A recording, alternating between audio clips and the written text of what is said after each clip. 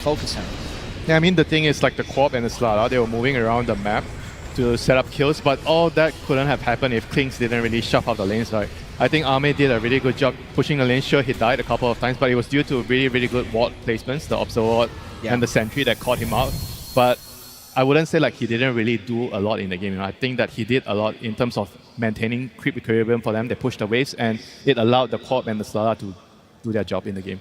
It's also now something moving forward that you have to think about, that we're seeing Extreme Gaming winning in multiple different ways with different heroes, right? This Klinks, no one thought was going to be picked. It works in a very different way than what Ame has been playing and heroes. But it's the same kind of hero that where Andrew was all, mentioning. all damage. Yeah, the Easy damage, the burst hero. Yeah, but it's not as much as this 4 Protect 1, which was the early stages of Extreme Gaming. Even Slaughter offlane is somewhat unconventional, and he did an unconventional build on it with the Dominator into Pipe build, like realizing this is basically what they needed. One thing that we have talked about all year for Extreme Gaming, pretty much the only thing, because they've done decent, but they've never been this powerhouse that we're expecting to beat Tundra, you know, is that they're weird.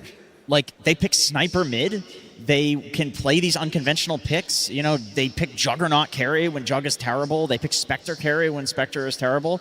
So to me, it's interesting that, like, this is not the narrative we're talking about, that they can pull out these weird heroes, because this is what we've seen all year from them, but they're just also, you know, mixing it with excellent team fighting and decision making, which we're now seeing. Yeah, it feels like that spell casting. Everything feels very on point, you know, comparatively. However, the laning phase, Lacoste, it was really strong this game. I think that was the biggest difference between Game 1 and Game 2 for Extreme Gaming, is we saw them be a lot stronger in those lanes, and it was more Tundra on the back foot, having to find farm for themselves, having to claw their way back into it. They had a couple of small tricks up their sleeves, because the matchup in the mid lane wasn't really too good for BZM. He was struggling pretty much throughout the first 15 minutes of the game to find his kind of Blink Dagger. But look at this Observer ward. So they're seeing everything. Jinkyu's being very annoying. He plants down a Sentry ward. BZM, he can't go into Triangle. This is where Sanking's going to be farming. We talked about it in the panel before the game. He's trying to stack for himself, maybe get his Echo Slam on the multiple creeps, maybe get that Blink Dagger early on, but it's just not working out, because right now Sox is stacking the triangle, and again, BZM's going to go here, because what Jinkyu did is he did show himself, he did body block, so BZM didn't think there was going to be a sentry in this camp, so again, he doesn't get the stack, and he's farming only one camp at the time, which is super slow, and then 11 minutes in, you have them trying to invade, so they go with the Fatal Bonds, they're going to be trying to steal the XP, they know that they want BZM to get this Blink Dagger, they want to use this Echo Slam, he's only level 6, 11 minutes into the game, which is something that doesn't usually happen. They're going to be stealing a couple of creeps away from him, but you can tell that Extreme Gaming, they have a very good read on the game, where they're going to be playing and how they're going to be playing the game. And that was going into this. We knew that Sand King, Earthshaker, heroes that love to take stacks. How exactly are Extreme Gaming going to deal with it? And it felt like they weren't really focusing on that try. They actually wanted them to get those stacks, and it was like, we don't have to take the last hits, we just have to make them get less from it, Jenkins. Exactly. I think the idea there is, like, you just look at the amount of heroes that Tundra had to bring to defend that. We talked about the Sand King and the Earthshaker. You don't want a Sand King just watching his mid take stacks. That doesn't feel good at all. Like, Tundra had to allocate so many resources. And this is another thing when it comes to Extreme's decision making. They're able to make these calls where it's like, this was not about the fight. This was not about kills. It was about, we're just going to posture and force you to make bad decisions, essentially, which is a very interesting way. I mean, essentially nothing happened, but in the decision, a lot happened. Yeah. For yourself, Winter, is that where you were seeing this game going, or at what point were you kind of impressed with what Extreme Gaming was doing? I think they were kind of behind till a point where I think they sort of got a good fight when Tundra dove, I think it was the Quap in the mid lane at some point.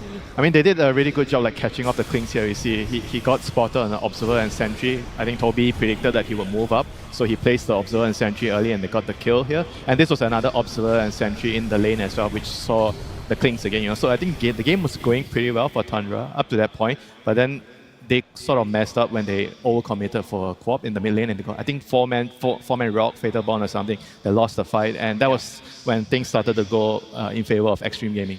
Yeah, I mean, I guess the idea is, like, the overall last pick, Klinks coming out, it kind of feels really good to run around and kill Ame, but we even saw that happen in Game 1, where he was trolling, he died, and then XG goes and takes Roche. Like, they seem to be very good in this series at sacrificing Ame, and then the other cores just carrying the weight. Yeah, there was this fight that you did mention, Winter, was pretty similar to game number 1 when they were pushing the tier 4 towers. Tundra did kind of crumble, and same thing did happen in game number 2, where they're going for the push, they're going for this tier 2 tower, and there's going to be a very nice counter initiation coming on from XXS, because he goes in, they proc Abba ulti almost immediately. They're going to be killing the Sanking, who can't really save himself, even though he has really good items this game. He does have Lotus Orb. He's going for the Helm of the Dominator as well, so he's super tanky, knowing that this is going to give him quite a lot of armor. And now they're on the chase. They understand that they're weak without Sanking. They don't really have that much. And at this point, XXS, he feels like he's in trouble, but he's sitting in the river, getting that river buff from his innate ability, gets the Glimmer Cape. And this Sonic Wave, it doesn't look like it's that good until XM blinks in again with the Blade Mail, and the rest of the team, they're ready to chase. There's not going to be any kind of a buyback coming out from Tundra, and they're ready to clean up. They could sense that at this point, Tundra, they're really weak. They try to go for this push, but didn't really end up going well for them. And something to highlight as well is this itemization, this Pipe on Slardar, which was unconventional, as you mentioned, Jenkins, but also pairing up with the Hoodwink, who goes for the Glimmer Cape, who goes for the Mage Slayer as well, which is not a usual item on the hero, because they understand that you're playing against Shaker, you're playing against Sanking, you're playing against Snapfire as well. It's all magical damage. So those bounces from Hoodwink are going to be reducing the damage heavily, and also just the casual Vlads coming out from Hoodwink as well to be able to amp up the damage of his carry. Yeah, the name of the game was just survive the start of the team fight, and then they have enough damage to persist and kill the rest of Tundra. Like that's the thing, is like we talk so much about Clinkz because it's like it's Ame, it's last pick Clinkz. You expect a lot from this here. We don't see it very much. And then you just have Queen of Pain late game. Aghanim Scepter, he went for the right talent, so he was getting extra scream damage, and he's doing so much damage in these fights. As long as they survive, he's able to chase and put out the damage. Yeah, we can revisit this a little bit more and talk more in depth about that game 2 and exactly about this tier 2 and how Tundra sort of let it slip from what it feels like their fingers, but we really want to hear it from Purge and some more insight he has about this game. Thank you, Nat. Yeah, I wanted to take a look at why BZM had a below-average performance on his Earthshaker. So I went through and looked through the clips, and I found some really cool stuff. First off, XM got to play Queen of Pain against the Earthshaker, which is a nice matchup advantage, because every time that you go for these runes, you can bully him with daggers and right clicks. He did a great job doing this, even missing some last hits to get extra daggers and harass on BZM. But BZM knows this. He's going to trade his health to try to get last hits, because he's just trying to accelerate his game and get towards a blink dagger so he can affect the game in a huge way. But check out this dagger here that XM throws. Pretty normal here. It's at the exact same time that BZM gets a healing salve. And keep an eye on these buff area. It's almost off, and he actually isn't paying quite good enough attention. He pops his salve and gets interrupted almost immediately. So he not only spent gold trying to get that salve, but it also got completely wasted. So as a result, he has to go back to heal. XM gets 2 water runes, and at this point has a huge last hit advantage, about double. And then when the rotations come in, BZM is going to get punished. He ends up getting killed in this and many other scenarios, and it basically gets him off to an atrocious start. Very, very abnormal for him. He thought he could get through the difficult moments, but it ended up just being XM getting a bunch of kills throughout this early mid-game. BZM dies here as well. So 10 minutes in, a couple deaths for him, and eventually they do clear these ancient stacks over here for the Earthshaker, but that mistake with the salve really cascading, because take a look at the net worth advantage here at about 12 minutes. Here's the Queen of Pain, 5,300, Earthshaker all the way down on 3K. He just cleared stacks, and he only has 1,100 gold. It's incredibly low. So this laning stage, they thought they could handle it, but the small mistake that BZM made ended up being a huge deal, and it ended up really affecting his damage output in the mid-game fights. Thank you so much. I heard someone in the audience shouting it out as well. It's all these small things. I didn't even notice it the first time we were watching, because you kind of assume this matchup isn't going to be easy at all winter. There's some players that are very good at having those bad mid matchups and still coming out, just a little bit behind. But for it to just be down to a small thing like a salve not being on you for long, to the point where your net worth is all in one blink dagger. I mean, we were kind of wondering why he was losing. We knew the matchup was bad, but felt like he lost the lane really, really hard, more than usual, and we didn't really notice the salve. So thanks, Purge, for showing us. Yeah, I'm going to be completely honest and just say that hurts to see. Yeah. That really hurts to see in a matchup like that. As a mid laner, a lot of the time they'll say, okay, I know it's a bad matchup, but I'll deal with it. Like they know the tricks, right? You send a couple salves here or there. It actually mattered so much for the lane. It matters a lot. If he can just have any game in a matchup like that, like they could win off of the back of him doing that. Yeah, and they almost did. We already talked about it, just how close everything was. Ultimately, it did go in the way of Extreme Gaming. That's only our first series, and while those games are happening and in between, Slax was catching up with some fans. Hey everybody, we are here at the arena with the fans, and today at this International, we are implementing a brand new system. The current time is 10:59, and we have actually gotten everybody's Steam IDs on their introduction passes. We've linked their Steam IDs, and we are going to be sending out very shortly a text message or an alert to people that have less than high Dota skill, less than median. These guys are going to receive an alert, and then they're going to find helpers within the crowd that will potentially be able to help them raise their MMR. So hopefully at 11 o'clock, we should get that alert going. How's the MMR? How high are we? Like 3K. 3K? I'm not sure if it's going to ping it. It is, if you're above average. What's your MMR? 15K. 15K. Who has the highest MMR, do we think? 15, oh, back here? Hello, you got pointed at. I don't even think this guy knows you. Oh, okay. MMR, sir? 6.5. 6.5. Can anyone beat 6.5 MMR? No. 7.2. What do you spam? Oh, wait. All right, if you are below average MMR, your cell phone should be going off right now. What? Everybody? Everyone? Everyone here? Oh, no! Oh, my God! You? 7.5? No! I am so sorry. The phones are going absolutely ballistic right now. Well, that is unfortunate, but it looks like the entire arena is below average.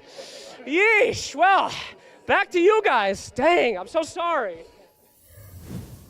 The entire arena of Iron Jenkins, including Slax himself. I saw that alert on his Yeah, my phone went off as well. Yeah, I know. It was really annoying. I was asking you to turn it off the whole time. I was just paying too much attention to the wonderful game, Lacoste. Lacoste's phone didn't go off, though. No, it There was didn't. no alert there. The only pro Get here. Get this 15K guy on a team. He's This so guy- old, he doesn't use a phone. He uses he writes notes with pigeons. That's why he did his Still didn't go out. off. Yeah, I use Delivery. Abacus. What's it? That's for maths. That's how you count. Yeah, you gotta Did you Google actually that. not know that? I don't know what an abacus is. Okay, all right. I just had to check I've if seen your Doctor IQ Who. was also below average. It's not. Good work, all right? We can look at our next series. We've got P-Vision up against Heroic, so it's going to be taking us halfway through the day. Winter, obviously, as someone who also didn't have their phone alarm go off, that knows a lot, where would you expect this series to be pointing towards? I think probably most people will expect it to be favorites for P-Vision, but I do feel like based on the games that I watched Heroic play, they definitely understand the meta in a very different way. They have a couple of distinct picks that only they are the ones using it. So I think it's going to be a surprising series for a lot of people here. Yeah. Oh, well, look, I want to just kind of point towards the fact that we want to get into these games, right? Our teams are already ready. I know they are. I can see them out of the corner of my eye. And for the very first time, 3 players are going to be taking to the TI stage as their debut. So everyone, I definitely want to hear a lot of hands clapping for P-Vision.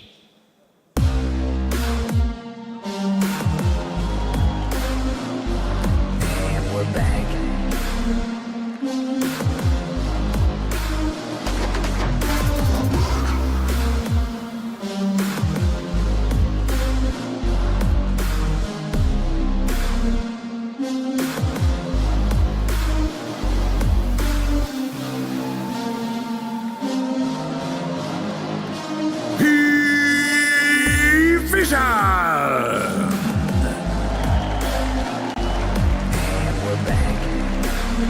It is definitely a team that a lot of people are familiar with. However, these guys are not so familiar with the TI stage. Satanic, 9Class, and Ducalis, it is their very first time performing in this arena at a tournament like this. There's a lot of prestige, a lot of pressure on their shoulders, and it's going to be a tough one because their opponents are not to be messed with. And we're back.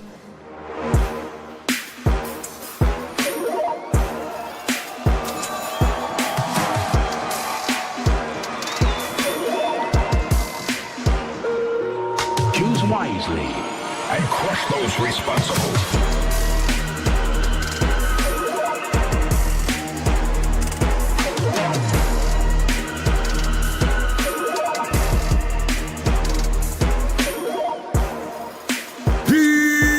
Heroic!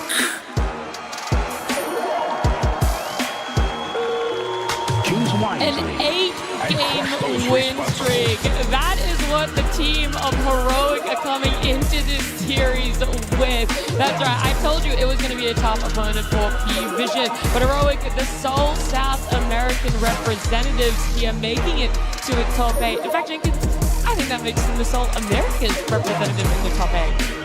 That's right, our brothers and sisters in South America. Of course, we were a combined region at a point, and still, for some qualifiers, we are a combined region. So, Maybe for the fans as well, still a combined region. I think so. We're all very familiar with each other. It's so great to see these guys in particular on the main stage because they really embody the South American traditional style of Dota, which is just cause as much chaos as humanly possible and then take advantage. And it is so damn fun to watch. Okay, what game do you think, or what moment has caused the most chaos from Heroic so far on the road to the International? I would be very surprised if P-Vision lets them get Clockwork.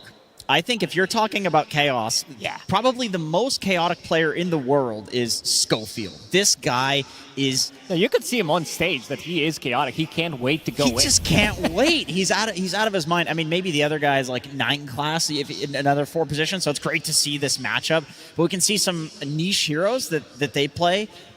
We always talk about Yuma playing Meepo. You know, if it's a good Meepo patch, Heroic always seems to do well. Finally, it's a good Meepo patch. We have to look at the Whisper Pudge. Come on, he's played 3 games with it, won 2 of them. And I think all of these picks, at least for Whisper, are enabled by Schofield having such a weird hero pool and weird play style as well. Like the way that they manipulate creeps using Clockwork in particular is what I think lets Whisper have a good early game on something like Pudge. Yeah, dishonest play style, right? You said these are the kind of things that you want to watch right now. I think teams are just finding ways of making Dota work in different ways and manipulating the creep wave with Clockwork. I don't think every team does the exact same thing. I mean, it's a common thing already. You already knew that you could do it with Clockwork, but they are the ones that like to do it because Schofield is a Clockwork specialist. Yeah.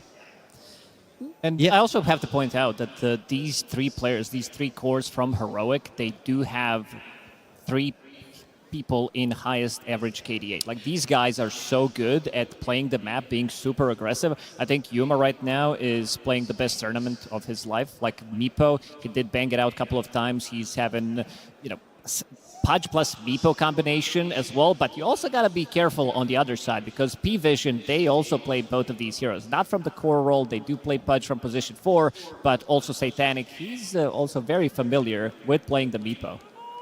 Yeah, I think them being so high up in the average KDA is something to take a look at Lacoste because at the end of our day 1, it was really funny. We had Ame up there. He had a 90 KDA, right? That's how good the game was. It's shifted a little bit over those 4 days where GBK now is the highest. Ame is there on the 5th. And then right in the middle, it's Yuma, Analog, and Whisper there. So something that you really have to take into consideration. And what helps was that 8-game win streak I was mentioning coming into this. Yeah, for sure. And I think what's like really impressive about this is that it's not just one core that's soaking up all the kills. It is everyone. And in terms of average kills in this tournament, Yuma is actually number 1 with 12 average kills per game. 12 kills per game. Think about that. On average, that's insane. The next person, which I think might be GPK, is like 9. And then everybody is within that like 8 to 9 range in the top 10. 12. He's ahead by like... That's like 3 standard deviations or something, Lacoste. Yeah, he gets active very early on. Like also the heroes that he has been playing so far, playing the Nature's Prophet, playing Ursa, Monkey King, Gyrocopter. Maybe Ursa not as much to be super active early on, but these other heroes, they can be pretty much anywhere on the map using the Twin Gates, using the Teleport from Nature's Prophet. Meepo as well, using the Twin Gates, can be anywhere on the map. Gotta be careful about these type of heroes that I think coming into this series that they needed to figure out how to play against Heroic. And if you shut down Yuma, I think you're also not just shutting down the carry, you're shutting down the playmaker as well. Yeah, he kind of enables everything else for his team, right? I think it's he's like a dream type of carry that you want on a team where he actually prioritizes helping his teammates a lot. And he doesn't really play selfishly, right? He wants to come to the fights, he wants to defend the towers, he wants to enable the offlaner, he wants to enable the mid laner. And you can see like from the heroes that he's been playing here, it's all very active heroes, right? They can fight early, they can come to the gate, they can gank, they can defend towers. Love the Spectre. Putting a win on the board for the Spectre players here. Yeah, representing. You know, there's always that one or two heroes that people want to see. That's their spammer. I think on the side of P-Vision as well, though, because we're giving Heroic a lot of credit about their niche heroes, what they're really excelling at. The same thing can be said about P-Vision. They definitely are a team throughout the year, not just this tournament, that have had massive picks that no one else is really looking at. Then they do so well with it, other people have to adjust, and most of the time it's by picking up those heroes themselves. Yeah, this is like gaslighting the team because I feel like 9 classes heroes just absolutely ruin pubs. And I'm not even sure. I feel like it ruins DM's lane and game as well. And P-Vision just kind of makes it work. And then everybody bans heroes against them. And I'll just say what I'm thinking, which is I watched the Alchemist gameplay. He just fed and then gave an Ags. Which one, or all of them? All of them are like that. It's Correct answer. Like obviously it's good, right? I'm memeing a little bit here, but it's like the fact that it's good, it's weird. Other teams can't seem to make it work, but other teams have to ban it. This gives P-Vision such a huge drafting advantage to the degree where I even feel like if 9 class was like overtly feeding on all of these heroes, you probably still do this strategy just for the drafting advantage that you get. Well, we should talk about that, because with unique heroes, you have to wonder when do you want to bring them out? When do you want to be getting a more stable pick for yourself in a draft where it feels like you're not really going to be able to predict what either team is gunning for? And usually when we talk about the important pick, it's always like the 18 pick for the first, when you're on the first pick side, and the 24 pick and on the second pick side. So that's the last pick is the 24, and then the last of the second phase. Yes, correct. So basically what we've been observing during the road to the international is like P-Vision has been prioritizing more towards their mid and their carry, with I think around 10 picks each, whereas Heroic, they're prioritizing more on their off-laner. So there's a huge difference there with who is the boss in the team. For Heroic, it's the offlaner. For P-Vision, it's the mid and the carry. P-Vision's first hero pick usually is a normal hero, let's call it, and then they start going with the weird stuff. They unravel at that point. With their Zeus position 4 or 5, with the Shard farming the jungle until they get the Aghanim Scepter. And I think this is not going to be an easy matchup by any means for Heroic, even though they're playing one of the best Dota throughout the year. They did win one of the Valakias, 2 different players on the team, but still the core still stays the same. And 2025 didn't do them really a favor. P-Vision did beat them. You know how many times? How many games? You're about to tell me. It's 10-1. So they only managed to win 1 game off of P-Vision. Yeah, I think this is often a thing that seems to happen to Heroic, where they get like pitted against each other. And the reason that I think this is such an iconic matchup is you have Cavs versus Astini, right? It's like you have Brazilian coach and genius that is, controlling and masterminding this new team. And then you have CAFs and a bunch of Brazilian players who, these guys have known each other for years. Like, they are in each other's heads. They know what Whisper can bring out. They know what Analog is good at in his mid lane. They remember the days he was an OD spammer, right? I was in those pubs as well. Like, we have played so many years with each other, and I think this adds another layer to the draft, where it's not so much about what is the general meta right now, it's what is the meta between these two teams, and historically speaking as well. Yeah, they played in the road to the international playoffs against each other, right? That was the very first round matchup for them, was P-Vision up against Heroic. P-Vision came in, they 2-0'd them. From there, Heroic just kept winning, right? They were just in a fantastic position for themselves. So just kind of looking back at it, it really puts this question mark on, has Heroic ramped up enough that time frame is enough of a change that we could see a series win, that we could even see a game win here. And I mean, these are really good teams as well that Heroic beat. Yeah, like, 2-0ing Tundra. Like, Tundra, Yakult, it's like you can make the argument, like, Wildcard didn't do so well in the tournament, but I feel like their games were pretty good. Boom also, it's not like these teams bottomed out. I mean, it's not just about winning, right? It was the manner that they won. It was really clean game. True. So it actually showed that they had a lot of confidence. They knew what they wanted to do in the game, and they didn't make a lot of mistakes, So I think that is the important thing to take away from that. So then is your answer yes, Heroic have powered up enough to make this a 3-game, an interesting series? Yeah, I think a lot of it is going to come down to the draft. Can they come up with something that Astini doesn't know? Yeah, and it feels hard to do that with how much Astini is cooking, with how the boys over on P-Vision are kind of going back and forth. He's cooking, and he knows the boys on Heroic better than any other coach in the tournament. We've seen some crazy picks coming out from P-Vision so far in the tournament. The Zeus, the Alchemist that you mentioned, again, position 4 Slark. But DM, he also has a very interesting hero pool. We're talking about Necro. We're talking about Medusa. I'm not sure if he was the one who pioneered this offlane Medusa or it was 33, but still they are playing it. The other teams, they don't want to touch it. He's playing the Phoenix as well. This is also something that 33 did play. Brewmaster as well. So very interesting heroes that he can bring to the table. And very interesting player because you are saying that a lot of the times 9 class will put him in a situation where DM is kind of on his own. He needs to figure out how to get back into the game because 9 class, he's playing mostly melee position 4s. So there are some Rubiks, maybe some Zeus, but these heroes can't really stack. I mean, that's why both of them are perfect for each other, right? Their heroes just work with each other, and DM kind of enables 9 class because I've been saying this a lot. 9 class is a support player that needs to be enabled. I don't think he's like a support, he's like a core support. He plays like a core. And I feel like they sometimes have 2 4.5 heroes in the game. They don't exactly have a clear 3 and a clear 4. I think this is a perfect storm for a player like Satanic, who we've actually not touched on that much talking about this team. But he has the record for the least deaths, highest GPM, highest XPM, highest last hits per minute, and overall last hits. That is insane. He holds like half the records in the tournament. And you got to think about it. He only came into the scene, the pro scene, at the conclusion of last international. He's brand new. This is his first TI.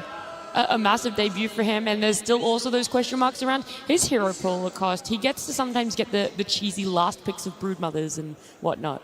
He does. He has also shown that he can play carry Tinker, which is something that... I didn't want to talk about it. Yeah, I mean, this team also has a bit of a toxic lineups with the heroes that they've been playing, very annoying to deal with. And seeing him on camera tells me that he is in a good mood. Like, this is his, you said 3 players, first time TI, so there's going to be some nerves playing on the stage, most definitely. But seeing him super relaxed, I think they also have no one who's kind of, dad in this team because he's been playing for such a long time that he's going to give him the good advice. I think there was also a video after EWC where he was telling him how to bounce back, and you can see the connection, you can see the bond between 2 of them. Yeah, that was my biggest question for Satanic. It's like, does he have the champion mindset? Because he has the skill, 100%. This is the most skilled Dota player that we've probably seen in like the last half decade come onto the scene.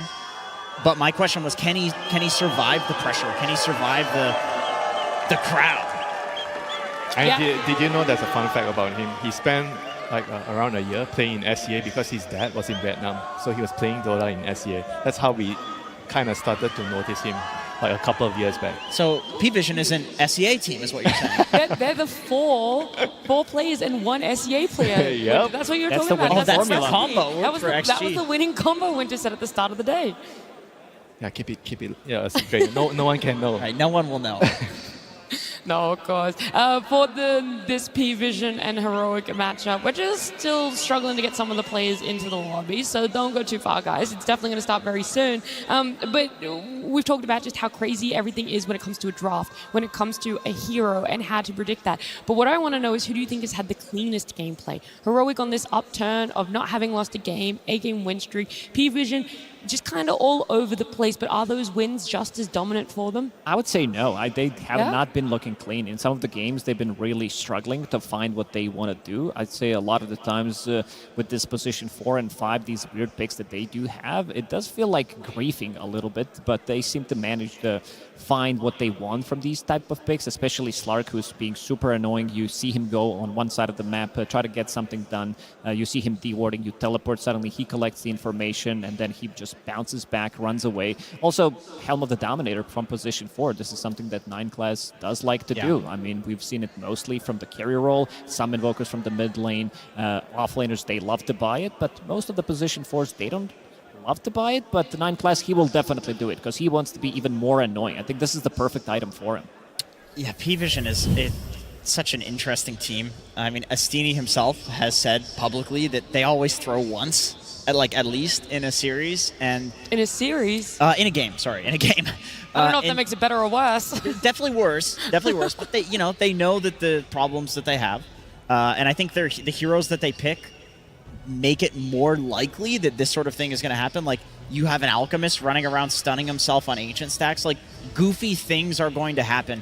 But on the flip side, I don't think you can call Heroic clean either, because they intentionally create a game which is unclean so that way they can capitalize. The way they play upsets the momentum of their opponents a lot. I think it's very hard to find a rhythm. I think in Dota, it's important to maintain rhythm. You know your heroes are strong right now. You want to play with that rhythm. I think against hero, it's usually difficult to do because they break the rhythm. For sure. They kind of mess everything up, so you don't really know whether you're still strong or not.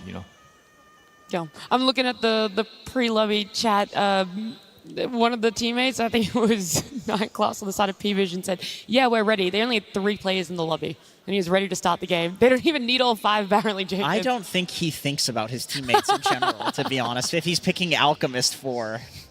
He's like, I'm going to be the carry and the support and everything else needed. But the goofiest thing is that in the draft, it's going to be banned. Nobody wants to play against it, even though it's so silly when you watch it.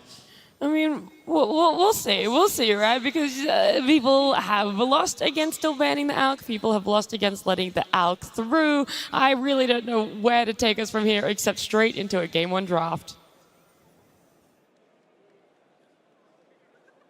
P-Vision versus Heroic. Game 1. There's definitely some mixed cheers here. Heroic having a lot of fans in the crowd at P-Vision as well, and so they're going to be hoping for a lot coming out of this draft.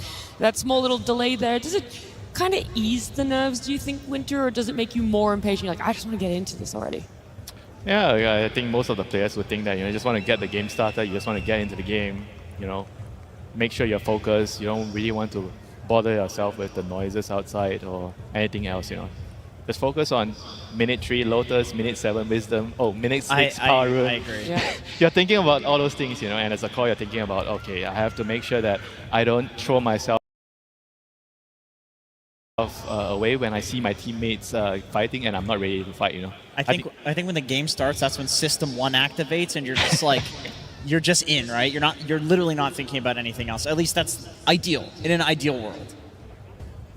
Okay, well, hopefully we're going to get the draft up on the screen soon, because one of the bans is already very interesting from the side of Heroic. A bit of a spoiler is that Tinker. We talked about it, Satanic, just how he's able to have some cheesy picks for himself. I thought it was, Brood in that last bit, but they also love to open with Tinker, and that could potentially have a bit of flex. It's so annoying to do. Yeah, it could be, but this is also a hero that can be pretty much anywhere on the map. We talked about, again, Helm of the Dominator, that is very annoying, split pushing, and this is the hero that can actually kill it with laser, because it's on such a low cooldown that you can actually use it multiple times, and this is something that they definitely theory crafted, how to deal with these annoying heroes, because they are probably the most annoying team to play against in terms of when they don't want to take the fight, they're not going to be taking the fight, they're going to be doing something else on the map with these multiple Helm of the Dominators with position 4 Slarks that they love to run, and this also leaves Beastmaster in the pool if P-Vision wants to grab it, because there's no Gyrocopter, seeing that there is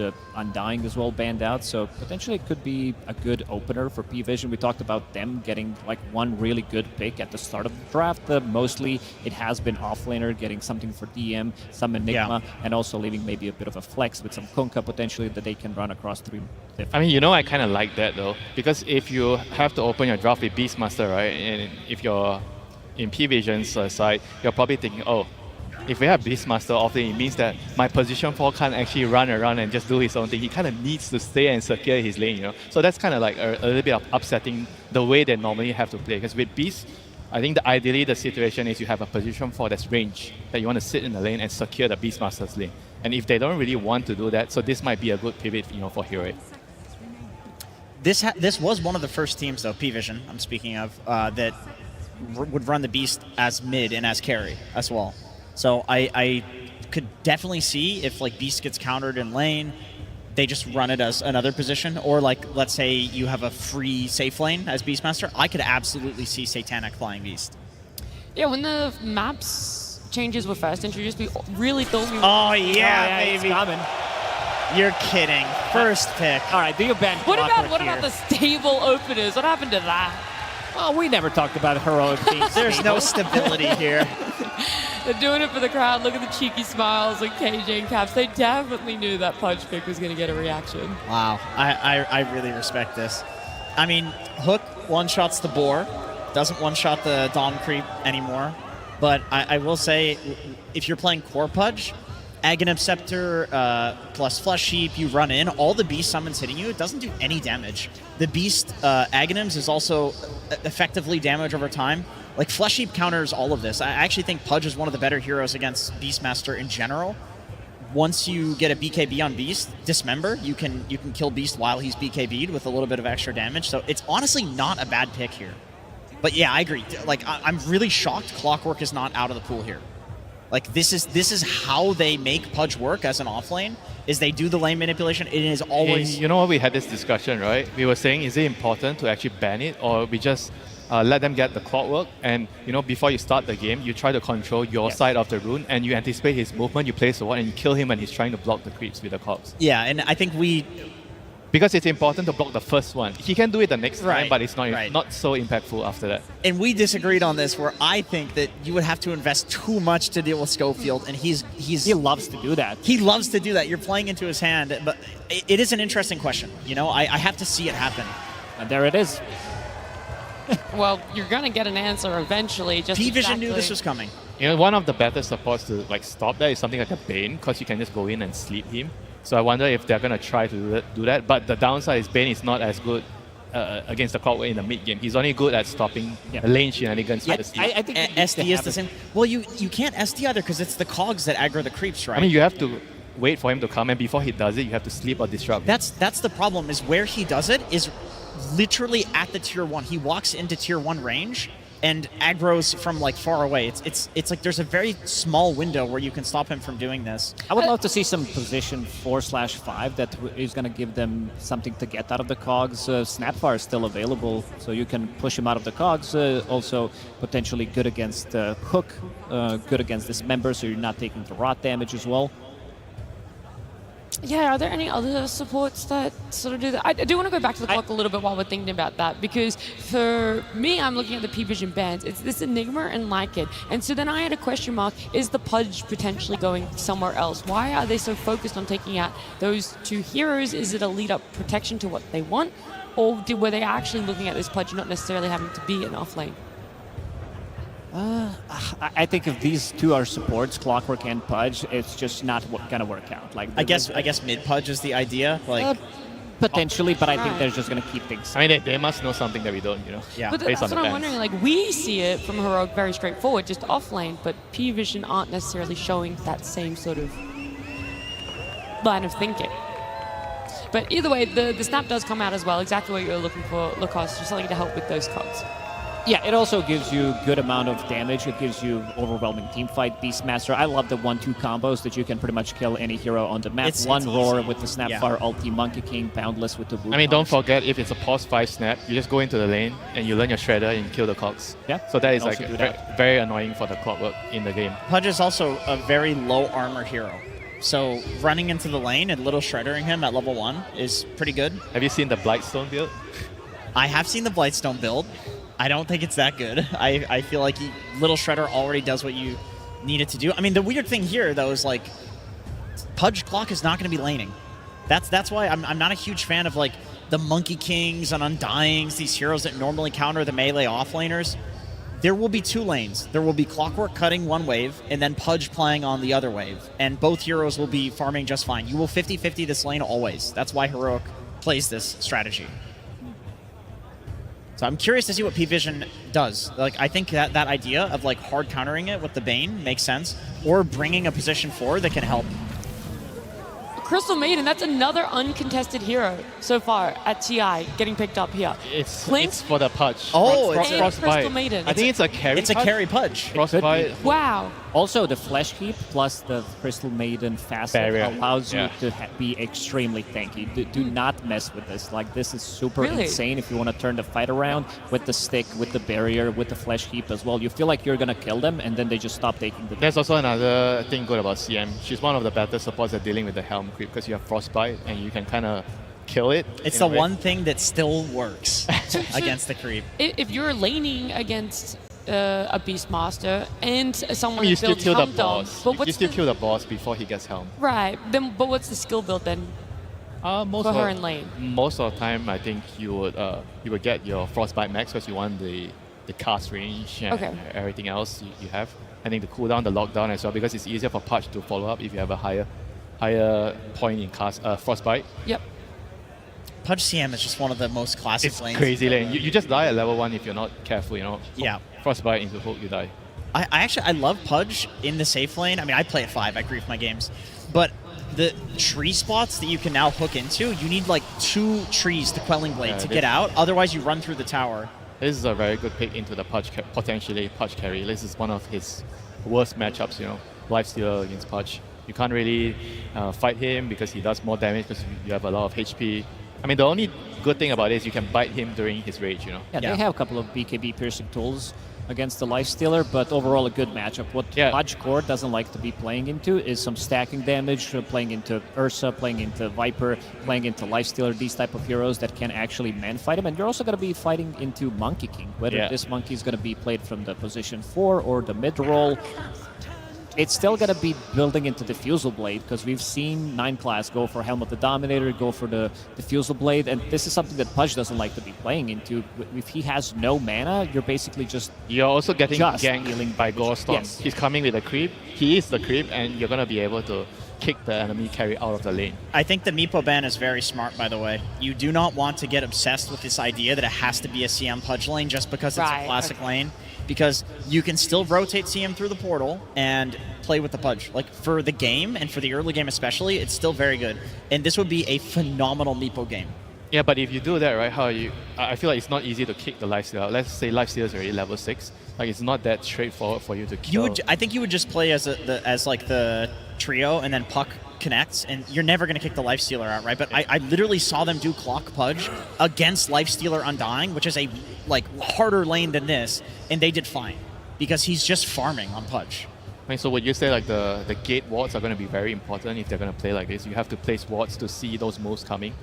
Definitely, which can be very game changing. Or jungle wards if the trio is like moving between the one side lane and the mid lane. I like this ban a lot from Heroic, removing Void Spirit. Even though they have a good amount of lockdown, you have CM's Frostbite. This hero has a good matchup against Puck in the mid lane. The other one I'm looking for is potentially Ember Spirit, because you can build into Mage Slayer. Blade Mail is not as good as it was, so we're seeing them going back potentially for some Spirit Vessel if it's a good game for it, going for the Mage Slayer as well. And so far I'm seeing Heroic having all magic damage, even though Pudge, if it's going to be core with the Rotten Core, he's still dealing good amount of right clicks, but most of the damage is going to be magical. And by the way, the good shout on the Void Spirit ban, that also means that they think that it could be a monkey support. I was going to say, like, could you not still move that monkey into?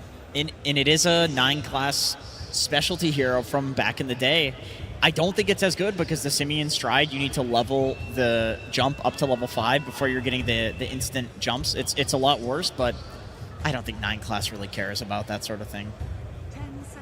Thing is, they're going to have to reveal it, right? They're not going to be able to have that flex. Is it a Monkey King mid? Is it a Monkey King 4? Going into this, they're kind of just going to have the last pick and place their odds on exactly where they think the Pudge is. It's still 2 carries that they're banning out, both Meepo and Terrorblade. I like. Do you guys like the Monkey King mid and you pick something like a Rubik for 9 class to play the lane? Seems like a pretty decent Rubik game. There's some good spells to steal.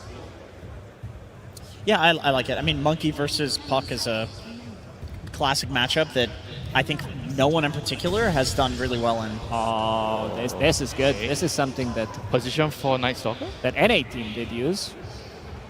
And got banned a couple of times against it, I believe. Night Stalker, like, Puck doesn't get to play the game. It's a very difficult matchup for him, forcing... You have to buy BKB. Buy either a BKB early on, Force Staff does work, but once you go in, like, having a vision game, it also allows you to have Lifestealer being inside of the Night Stalker.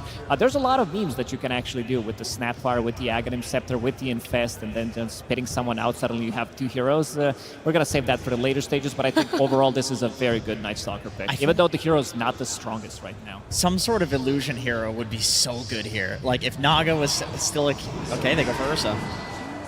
Well, it makes more sense than why they did ban out that Meepo and that Terrorblade towards the end, wanting to lead into a mid-beast and an off-lane Night Stalker, actually, was what it is. So that's the change-up that happened, and 9 class is still just going to stick to that Monkey King for himself. And then Yuma having the Ursa last pick. Yeah, it's a very good carry-to-carry matchup against the Lifestealer. Yeah. I kind of like it, and it's also good against the Beast in the lane and in the game. And I feel like overall, I'm not so sure about the Night Stalker. I know the Night Stalker has his play here against the Speed the Silence against the Puck, but can he secure Beastmaster? Actually, it's not an offlane Beastmaster. It is. It's a mid beast. It's a mid beast. Oh, so Yeah. it's going to be support Monkey King. Again, we're saying BM, he gets his lane griefed. Monkey King, Yeah, a double melee against Ursa and CM just doesn't sound that fun. Even though Night It's Stalker worked before. It did, but Night Stalker with the Night Rain facet, he does put a lot of pressure, very difficult to catch because of the extra movement speed. Has a lot of regen as well.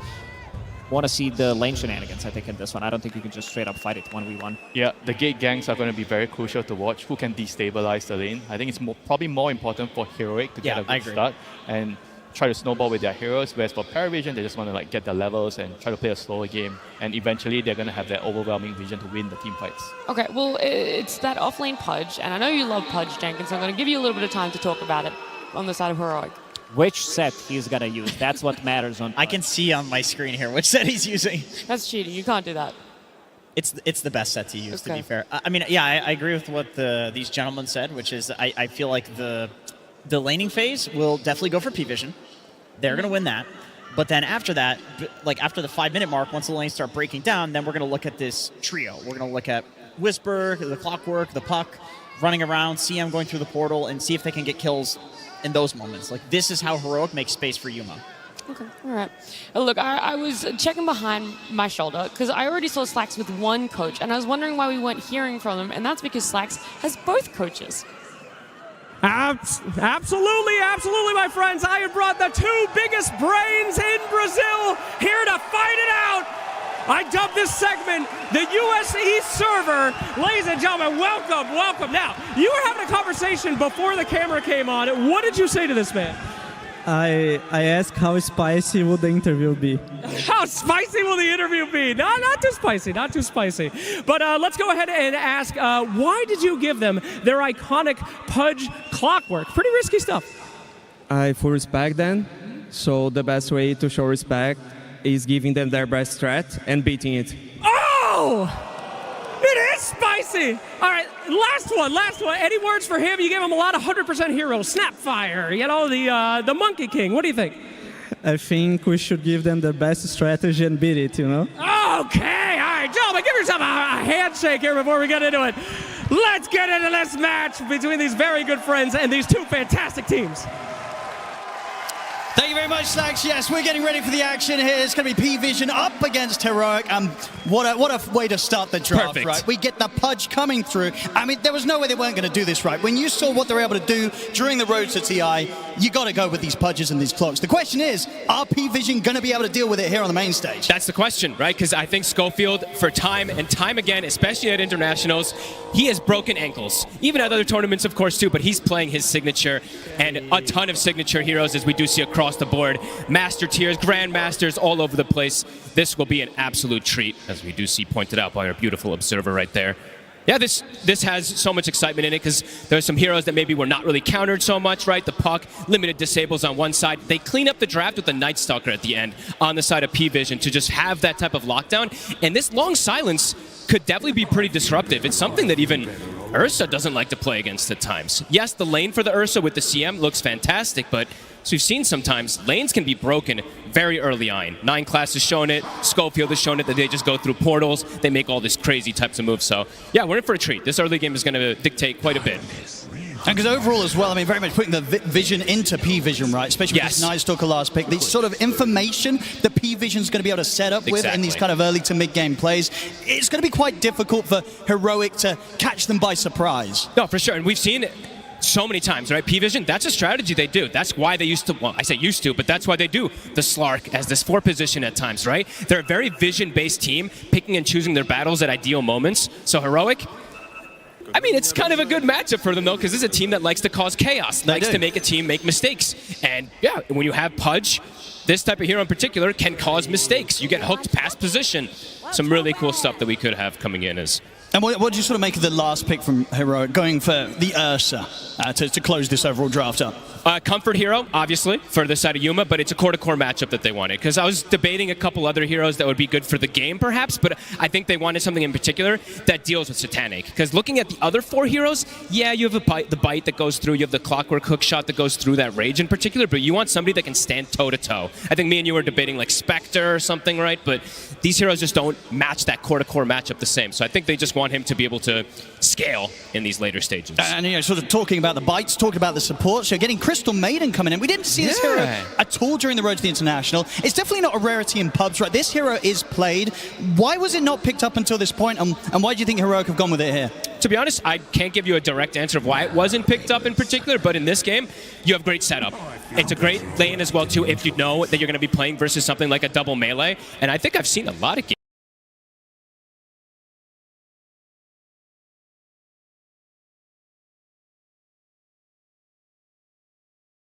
games, especially from P-Vision.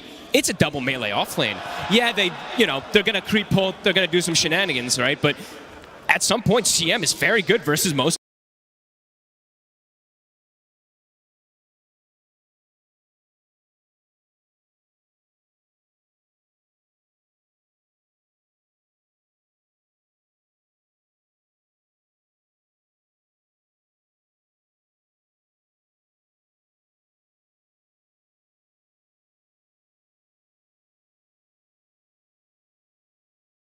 double melee lanes, especially with an Ursa. So you think that Heroic, they do have the tools to sort of match the pressure that P stage, or kind of heroes to heroes, it will still be tough overall? I absolutely think they can, yeah. It's just this top lane.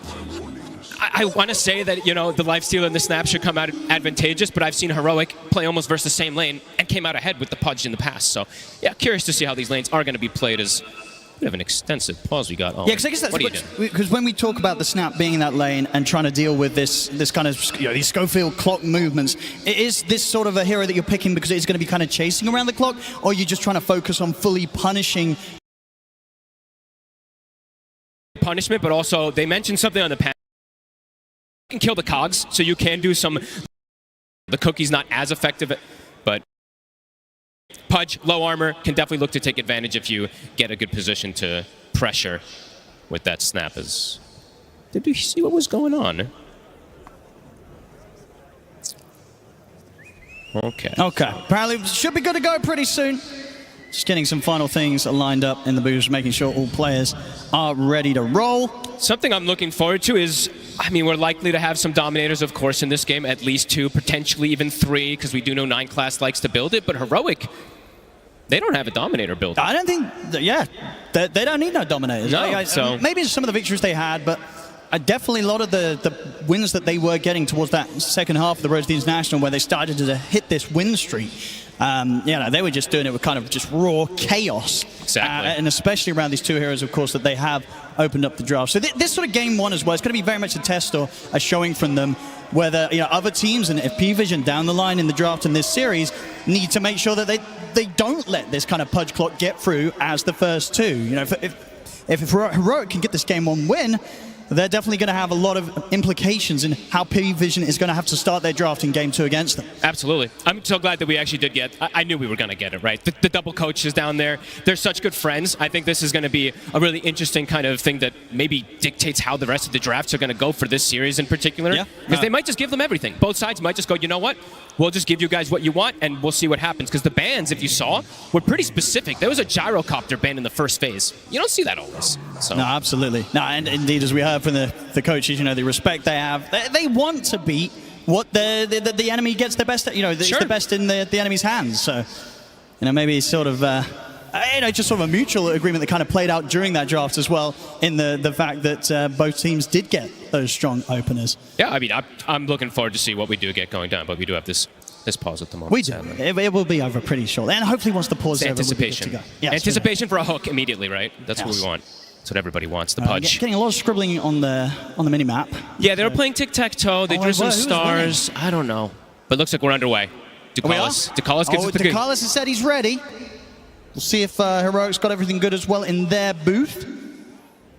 And hopefully we'll then get the word to get this game underway.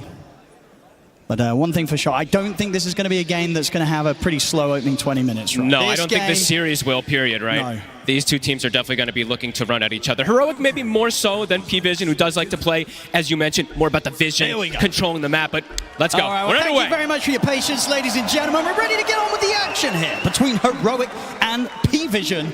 And action we should definitely be getting. And look at this. P-Vision, they want to secure that lane in particular, right? They don't want Schofield to do his little put a sentry to make the lane meet at a weird position, get the cogs down to mess with things. So they're trying to protect their jungle as much as possible here to prevent these type of moves and maybe an early hook, right? So you see P-Vision, they will back away. Heroic places a deep early ward, and we are underway. Yeah, P-Vision holding back, but still under the cover of smoke. Still difficult, really, for them to approach and try and make a play into this. So yeah, purely defensive. So making sure they don't get tripped up by Heroic as the lanes do set up. See, if Heroic wants to stick a third hero just for the start of the lane, since they do have that CM Pudge combo, they could trip them up to potentially go for that quick early first blood. That's true. Yeah, there's definitely a first blood chance. Play could be pretty tasty and a very good thing to go for, especially here on the main stage. Now, if you can start to shake up the enemy early, you could start to tilt them a little bit. Yeah, look, let's see the positioning. Schofield, he's doing what he does. He's going to immediately run in, put the cogs down, or just body block the wave until the cogs get closer. And that lane positioning, it's going to be exactly where they ideally would want it. Let's see if Satanic catches the wave. We do see this combo is up here. Yeah, let's see. See if Satanic's ready for this. Heroic getting ready just in case Satanic steps out a little too far. They're going to go for the hook. They're going to be able to grab him away from the creep wave. They'll get him caught in the cogs. They'll have to skill the level 1 rage to back up. So no kill to be found, but a decent bit of damage there from that early setup and an early aggressive poke from Heroic, showing that Satanic's got to be on his toes. And then we do see Dakalis does what we were mentioning, right? What the panel was talking about as well, too. Get that little shredder early so you can either kill the cogs or just be able to harass a hero like Pudge, who's 2 armor, super low armor in this hero. So we'll be able to attempt to counteract these moves. Now let's see how well he does. Because I feel like even in some of the lanes where you expect Whisper's Pudge to get punished, he ends up coming out insanely far. He does. So very, very comfortable on this hero in this position. Yeah, and let's see how many, I'm going to keep watching how many cogs they do kill, because, yeah, Schofield, he's going to be doing his annoyance in this lane. But overall, I would say Satanic, yeah, on paper, right, Satanic should have a pretty free time up here, unless some crazy stuff happens from Schofield and Whisper. And looking at the other lanes in particular, it's similar, right? P-Vision does have very strong setup for the lanes. The mid Beastmaster versus the Puck is very, very strong matchup. The bottom lane is the one that can be a bit different, where the Ursa and the CM can take advantage. So 2 lanes that do look quite strong for the side of P-Vision at the start. I mean, and sort of take advantage to the point where is there kind of sort of a stage in this bottom lane where the Ursa CM can get kills? Oh, absolutely. Anytime that they do see a misposition, misstep there from DM, they could look for it. Same thing from 9 Class, but 9 Class also can do some pretty annoying stuff, as we've seen from him on this Monkey King, of going through the portal, bringing numbers to an area that is not as expected. So this mid lane, I've seen the Beast most of the time come out ahead, but also these Pucks usually don't fall that behind anymore in a lot of these matchups that they used to struggle, like the Earthshaker versus Puck matchup, which used to be a hard one. Now these Pucks just do fine because of Curveball. So we'll see how no one does in this matchup with Analog. It definitely feels like a mid matchup where, I mean, probably from both teams, right? The supports, rotations early on could warrant a kill in that mid lane. Oh, absolutely. I don't know if we'll see an early rotation, though, because these side lanes are... They do need their supports to stay there. As we do see early aggression, even from bottom, DM, getting the early point in silence. Maybe they'll be able to play this lane a little better than anticipated, even though it's versus Ursa CM. CS-wise in the top lane so far, 8-4 on Whisper against Satanic 13-3, so... I see the damage here coming in with a little shred and a few right clicks. Not too fun for the Pudge here on the early levels against these two. Ooh. Anytime that Schofield steps away.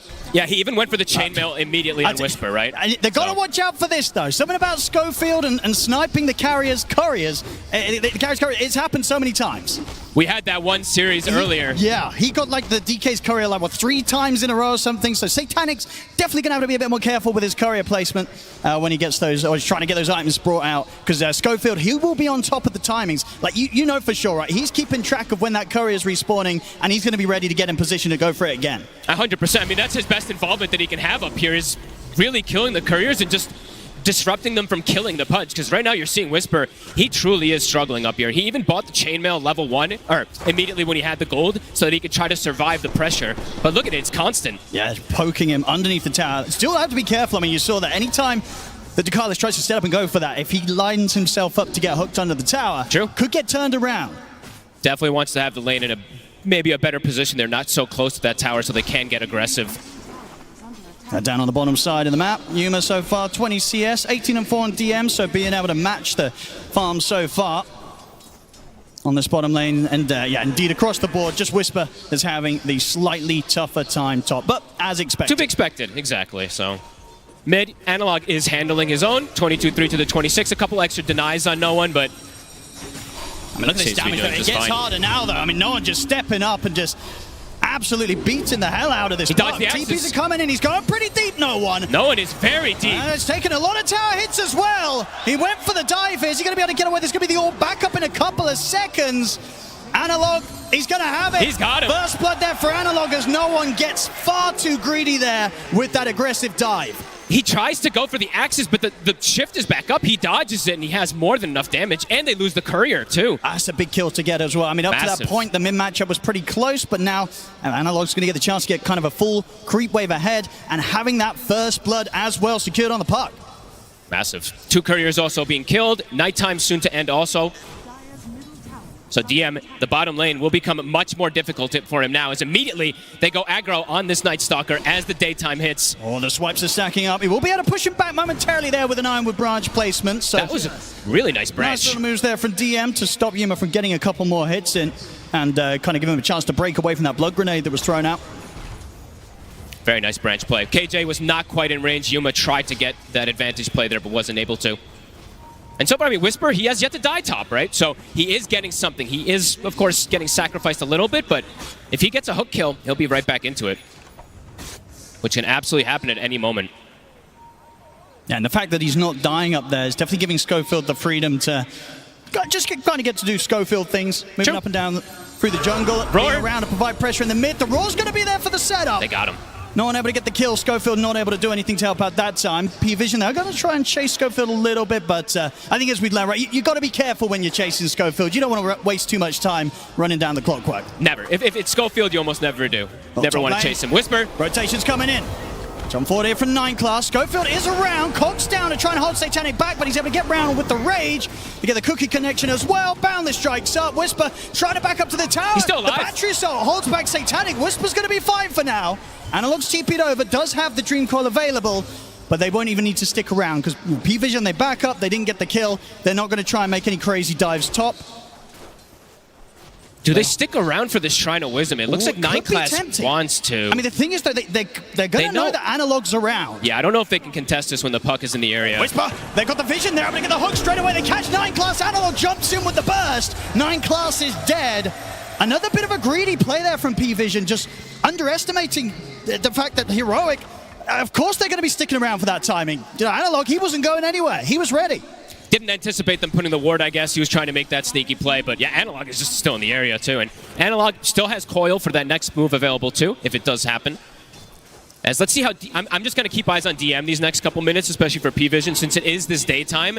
This is a very crucial point. If he's able to keep the lane in this position, he's going to get a lot. And it does look like this wave is going to stay here, so that's very good for him. Top, Schofield. Should be fine here. Whispers in with the backup, looking for the angle for the hook. Not going to get it this time. They're not giving him that chance to get that hook. He has his phase boots finished up, though, so a lot easier for him to survive up here. And as you said, you know, Schofield, it can't open up the map for him. Power Rune. Ducalis is setting up. 9 class. It's going to end him with a jump, but now that Yuma's hit the 6, very hard to bully the bear. Unless they catch him in some sort of chain control between like the roar of No One on the Beastmaster if he makes the move down bottom. Analog gets a haste. This is a big rune. Could potentially even save him. When you get this rune, when you're playing versus Night Stalker, it's the dream early game. On top lane. A little bit of a dismember. It's going to force the TP reaction from No One. Comes in, drops the roar. That's a very dead Whisper there. Bait play there from Satanic. Good TP coming in from No One. They do know now, though, that No One has no resources since he did TP top. I mean, they could try and dive in for DM bottom now. He has ulti available, though. He is going to be pretty slippery. Yeah. DM is getting a lot down here, Owen. This is a big deal. He's level 6 now. He's going to be getting his Dominator pretty soon, too. Even though Night Class has left him for some time, he's getting way too much. And they're not able to bully him because of the positioning of that lane on that Night Stalker. He's just keeping it at his tower, not shoving it in. So that's going to be really important timing for him on this first night. Gonna have a smoke up coming in from the two of them, Yuma and King Jungle's ready to make this play towards the top. This is a clever move. This could catch him off guard. Let's see what P-Vision do in response. Dakalis, not a chance for him. Satanic can is in get trouble. away from this. Whisper ready to lead and gets the hook into the Dismember. What a move. Excellent plays there from Yuma and King Jungles, coming in and securing Yuma a double kill from that little trip top. I love this move, too, because they had just communicated that the Beastmaster TP top, he used his roar, he was leaving the area, so they're like, he's probably not going to stick in the area. That's smart. Quick gate move, get this kill. Very, very clever. And also the fact that they knew that they couldn't really abuse the fact that the Night Stalkers alone still a very tough target to kill. Yep. The other lane's where to be, and they make it work. DM has literally kept this lane at his tower like this for 3 minutes so far. So very good on him to be able to do that, but of course does open up the opportunity for Heroic to make an aggressive move as top. They're going to strike back at P-Vision. Whisper to fall. Schofield looking pretty dead as well. So just as quickly as they get the 2 kills top, quick as punish. the action continues, P-Vision returns to that top lane and make sure that they then secure some positive action for Satanic to get involved in. Love that we're seeing these early moves already coming in, though. Pre-10 minutes, we've got 8 kills. Heroic, looks like Analog will get the benefit of getting this power rune again after getting the haste rune. Another very good one for him. And these sort of movements, they're only going to continue, right, in the frequency that we're going to be getting them from these 2 mids each time the ultimates are up. And every single obviously time. from DM, he very shortly is going to be prepared to get involved, especially around these nighttime moments. I think he's got the Dominator finished, right? Coming out, right? Pretty early timing for this Night Stalker who's been left on an island to have this pickup. It's coming out in the Courier. He's got the Dark Ascension too if he wants to use it to get involved and get on top of the puck too, even though it is nighttime. See what the next move is going to be. I mean, so far, if you're both of these teams, from Heroic side, who is it that they're most concerned about is getting the space? Because sure, DM's getting a lot down bottom, but Satanic, he's getting a good chance and a good area at the map, especially with the security of both supports being in the area, to hit probably a pretty solid timing on his Radiance. Yeah, I'm not sure if you're too... You want to obviously think about these things, but I don't know if you're too fussed because you're also getting a lot, right? Sure. It's like Whisper's getting shut down, but your Ursa and your Puck are having a phenomenal time right now, so I think at the moment, things are pretty chill for them. Yeah, we can see the Battle Fury just about a few hundred gold away from coming out to Yuma. Here comes the smoke. They've got what? Snapfire ult is up, so kisses are at the ready. There we go. See if Heroic is ready for this move. And they do have to be a little bit careful in the sense that Satanic is very close to having enough money for his relic, so if the fight goes wrong, might hurt him a little bit on that timing. They're bringing the summons, though. They've got the Dominator, they've got the Ancient Black But Dragon, look at this which comes position. in. Yuma, they've already pulled back right up to the tier 2. They seem to know. This move ain't going to find anything. Might get them the chance to pressure and bring down the tower, but catching Yuma, unlikely. Yeah, very good awareness coming out from Heroic here to not hemorrhage anything in the mid lane. TP, though, toward mid. Or in the bottom lane. TP toward mid. Dakalis is setting up. They do have that roar available with the kisses. Power rune will be bottom. Illusion rune. A nice one here for no one if he does get jumped. Gives him an extra chance to slip away. Very close to his Aghanims. Just about 1,200 gold off it here for the mid Beastmaster.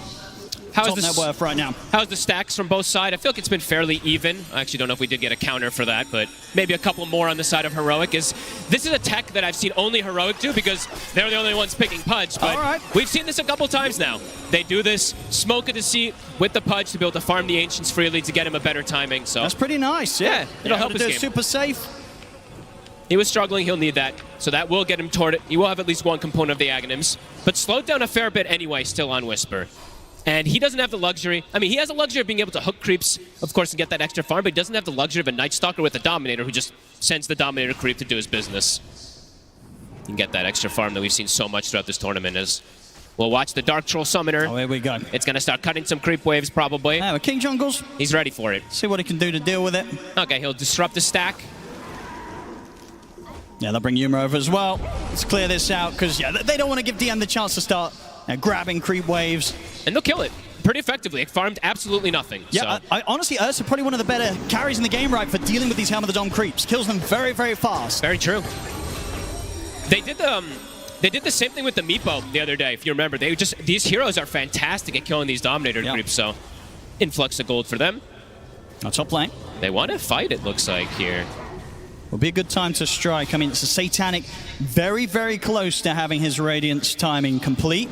Also setting up around the Shrine of Wisdom. 9 class Well, they're gonna have playing vision around the here with vision. rocket. Whisper ready to walk up. Boundless Strike on back, gives him the chance to jump into the trees. Good escape there from 9 class. Can he keep this up? Split second. He's got away. another jump. He's gone. It's a bit too tricky to catch him now. 9 class should be fine. Typical 9 class, being very disruptive, giving so much information. I mean, Whisper Three could heroes try show. for a blind hook, but no. they don't have any information here. That would be pretty wild if he's able to find him here. So just going to keep eyes on Yuma. Another rocket comes in, but again, 9 class a step ahead. They're probably keeping track of that experience that he's sapping as well, so Yuma. He's being annoying. He's giving info. It's giving time for these items to come in for P-Vision.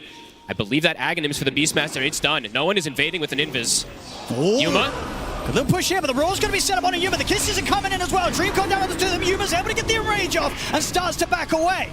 9 class falling low here as Analog and Schofield look to chase him down, but no one's able to finish off Schofield first. DM. Analog has to back up now. 9 class able to survive. DM trying to find that angle with the Dark Ascension for the puck, but can't quite. A good invasive play here coming out from P-Vision, but it only nets them the clockwork. Radiance is done. Whisper will find more money. About halfway towards the Aghanims, and as we saw just there, Satanic getting the pre-15-minute Radiance done and online. And that second Dominator is soon finished for 9 class. Schofield maybe considering something around the mid. Needs Analog to be a little bit closer though so they can bring in the damage required, and King Jungle's a little low on the mana right now to contribute. It's funny how Schofield, even in this type of game, he's still queuing up the Aghanims. Doesn't deviate his build, even though the other games when he got it early, he was kind of crushing the game. This one, it's a lot slower, but he's still going for his build. Oh, here we go. Smoke time here from the supports of Heroic. Whisper ready to join. How long on the Roar? The Roar is back up. There's no nighttime, though. That's what they're taking advantage of here. DM did pop the Ascension earlier. It's been hit by a scan, so P-Vision know what's coming. Can Heroic really still stand a chance of catching them by surprise here? The rocket for Vision. It's going to give them the Can Whisper line up the hook. Ooh, not quite, but the coil does connect before the cookie jumps there. Hook shot comes in as well, but it's deep. Backup's coming in from P-Vision. They'll be able to lay down the Crystal Maiden ult here. Destroyed Ducalis, but the TPs from P-Vision continue to come through. They're ready to turn. Boundless Strike on a King Jungle. Satanic moves in to kill off the CM as they're ready to see if they can maybe catch Analog as well. He's got the jump back up to the orb, so should be fine. I love the aggression, but it's a little deep this time. They were able to get punished. Their P-Vision, they're TPing in, might be able to pressure this Tier 1 themselves now. Might actually get the Tier 1 first now because of this move. Yeah, pretty hard to push Satanic and no one off the tower, especially with some of the ults expended by Heroic. And they had to use so much to get the snap there. The hook missed, the coil was broken. As Ducalis, and gets himself another one there. Finds Schofield alone up top. He's got the burst to do it solo. Wait, he got him by himself. Look at that. Maybe a Dominator creep also assisted, but either way, able to find that grab. As yeah, we did see the creep. Yuma though with his blink. Indeed, with the blink reveal comes in and gets a kill for himself. Back up to level 12 now on the Ursa. Now, Yuma is having a phenomenal game here so close. far. Look at the 2 carries, right? Pretty much so close. As close as it gets, really. This the progress of these two, and both of them not afraid to turn up to the action, right? You know, when you look at P-Vision's heroes, they've got a good ways to kind of get Satanic on the Lifestealer onto the front lines, and Heroic, obviously with his Blink Dagger Ursa, Yuma, any sort of fight that happens around a tower that's going to be set up by this puck Analog with Dream Coil, Yuma's going to want to make sure he's there. Now we'll see how the economy game goes, right? Because, as we said, Heroic playing a more honest approach toward the game. No Dominators. P-Vision, the double Dominators are up. A 2K separation at the moment, and a lot of that is the Monkey King's extra net worth, of course, over those supports at the moment. Roar, the shield rune gets off. It's giving him a fair bit of protection and should be easily enough to allow him to jump out of this one. So the Roar here will push off the tower. 9 class is there with the backup, but Analog forces at the ready, gets himself away from the follow-up to that Boundless Strike. They'll put the nighttime though, DM, closing the gap. Yuma ready to jump in aggressively. The kiss is coming in, but Analog's got another orb up. Jumps back under the Tier 2 tower. Satanic and 9 class going to kill off of King Jungle's under the Tier 2. Yuma has to enrage, get out of the Wukong's command. Whisper not quite able to find a chance to get anyone hooked in over towards the Tier 2 tower. So P-Vision back off. They don't take any casualties themselves. They're just able to get that kill against King Jungle's CM. A lot expended again there. there, though. Roar was used, but no one's able to secure himself this amp damage. Roar going to be back up in 30. Heroic, are they going to look to make a move to try to punish now that this Dark Ascension's down and Nighttime's down? It's got to be appealing. I mean, we saw that Feels earlier like play. That it is that raw timing that's kind of everything when it comes to what Heroic can try and punish when it's down. And Whisper does have a big timing now. His Aghanims is done, so a lot stronger in the fray in terms of the aggression he can put on, but also just disrupting the healing and things from the Beastmaster, It's right? a lot. It does do quite a bit versus Beast. So they're feeling confident to get a bit aggressive here since those ultis are on cooldown. And we do have to mention, you talked about their Analog adjusting his build. You're playing versus Night Stalker, you need a Force Staff either on yourself or supports. Probably wanting it on the puck as well, too, so he did go for it. And he'll have a Blink next soon, too. Yeah, he's going to be very slippery on the puck. Now, we'll have the tools to indeed dance around these heroes that are trying to get in on top of him. See if we see perhaps an Orchid built up at some point. I know we used to see some of these Monkey Kings go for it, but maybe not yet. Maybe later down the lines could be something he thinks about versus that puck. Overall, though, we can see kind of during the slower paces and periods of this game, P-Vision able to make that little bit more out of the map. Around a 3K gold lead here as the game starts to slow back down a little bit. They do just farm that bit faster with these Dominators and, yeah, having this Monkey King able to play like this, but Analog... He's feeling pretty safe. I mean, it's just going to take a lot to lock him down, right, and stop him from being able to slide, blink, and orb away. They do need a pretty perfect combo of skills to come down on the puck to punish him. Nighttime is hit. DM. Ult also at the ready very soon. The Tormentor, it's a bit different since it is with this Night Stalker, so it's on the bottom side. So unlike usual where it is up top. P-Vision is going to be setting up for that one very quickly. It doesn't look like Heroic is in any way to contest it. They'll throw a rocket to Scout.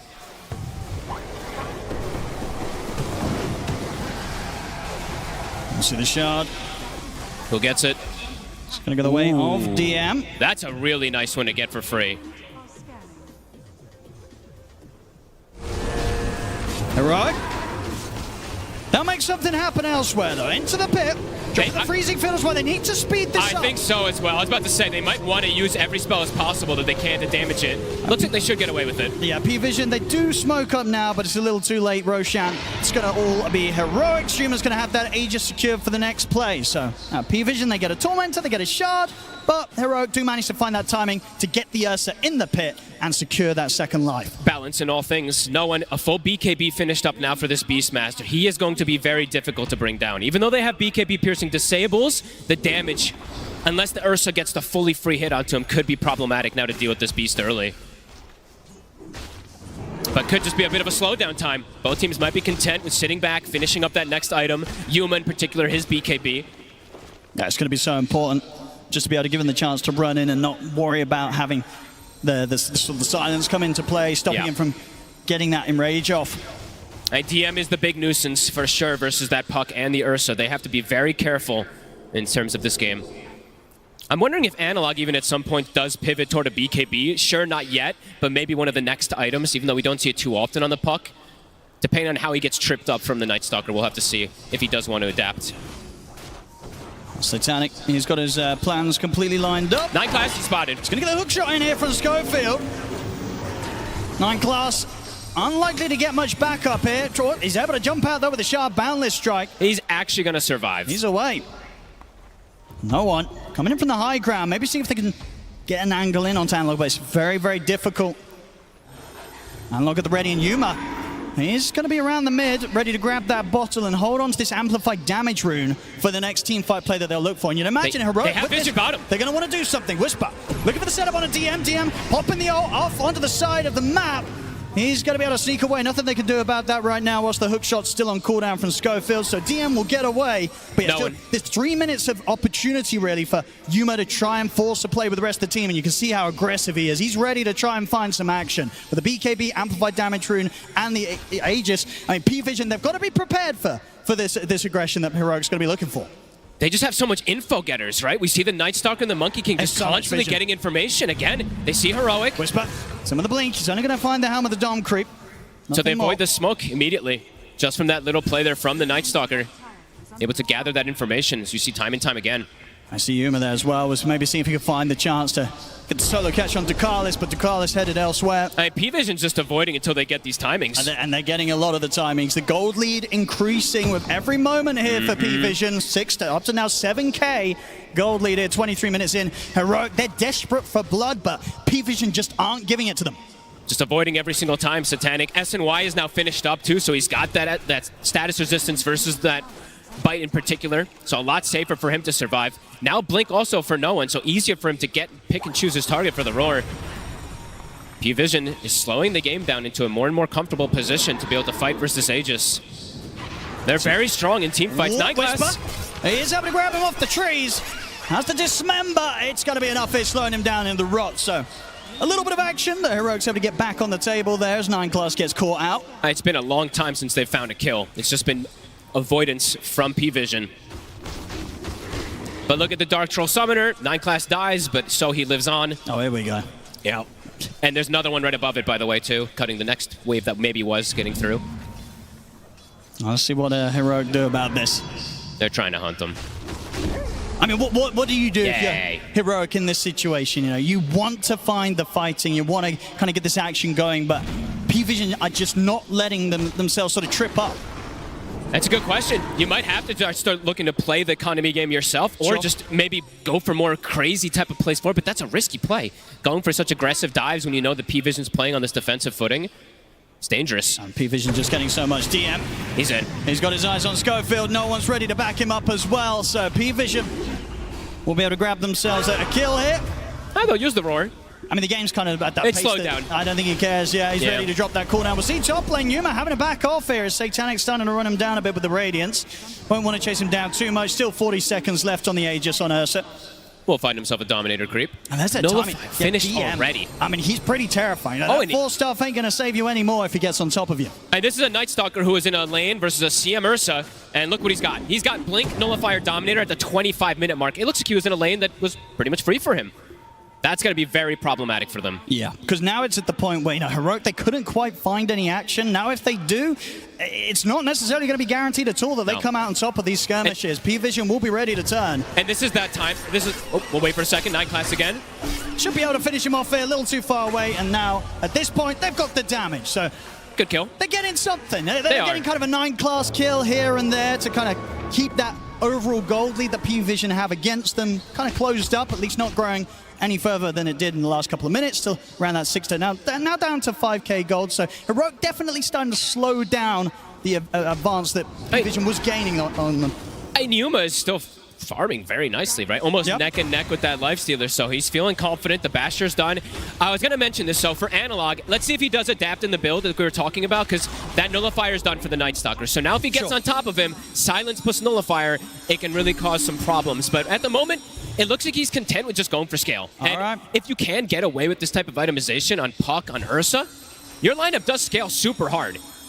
So, yeah, curious to see if this does work out for them, because they're not overreacting to the side of P-Vision. They're just playing their own game, and they're like, okay, let's see what happens. Let's see who idea is better. Always have that threat of the high ground defense, right? You kind of consider P-Vision's lineup, you know, the cores, and one of the supports, it's melee heroes, right? So when it comes to hitting the high ground down the line, you're lining yourself up for some pretty tasty hooks to be coming in from Whisper. No, absolutely. And Whisper, you know, we didn't mention him, but he also has his BKB Blink done. He's actually matching the farm of DM, even without the Dominator. I guess those extra kills do matter, of course. On the hunt themselves now. See what they can find. Schofield. Oh, they're going to make the jump forward. They'll get him. Very easy kill around the tower. No funny business, but look at the wraparound here. Heroic. Looking for a sneaky play. I mean, maybe if they can kind of catch P-Vision starting to split up, but at the moment, P-Vision's staying pretty tight to one another. There's going to be a buyback from Schofield. They'll make the jump straight away to Ducalis. They'll clean him up. Wukong's command in the Barrel Strike. Drop down on a Whisper, but he's pretty tanky. Dreamcore comes in onto the two of them as Analog jumps forward with the burst. Yuma trying to look for a target, but the ethereal form at the moment for no one stopping Yuma from being able to get the right clicks in. Now it ends. They're able to continue to chase the Beastmaster out of the fight. Schofield gets cleaned up by Satanic, but that chase at the top against the Beastmaster succeeds. They kill no one off. All in all, I mean, they did lose Analog. They did lose Schofield a second time.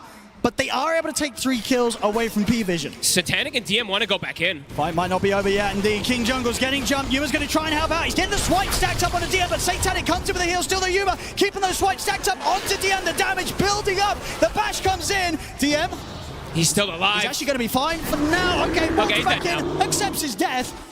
Did get the nullifier off onto Yuma as Satanic will run him down. Good jump to the low ground. Can he stick on him the blink? He's going to blink up in a second. Good jukes as Yuma will manage to dance away from Satanic. Oh, what a cool fight. I mean, the wraparound for Heroic almost works beautifully. The problem in that fight was honestly, DM killed Analog Photo Zero. That nullifier that he got, he just, completely sandwiched him and brought him down. Satanic and Yuma will survive at the end of it all, but Satanic comes out a bit more ahead in the end of it all.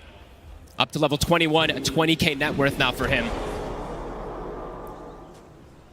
I think he does have to adapt somehow. I'm checking Analog, what he wants to build.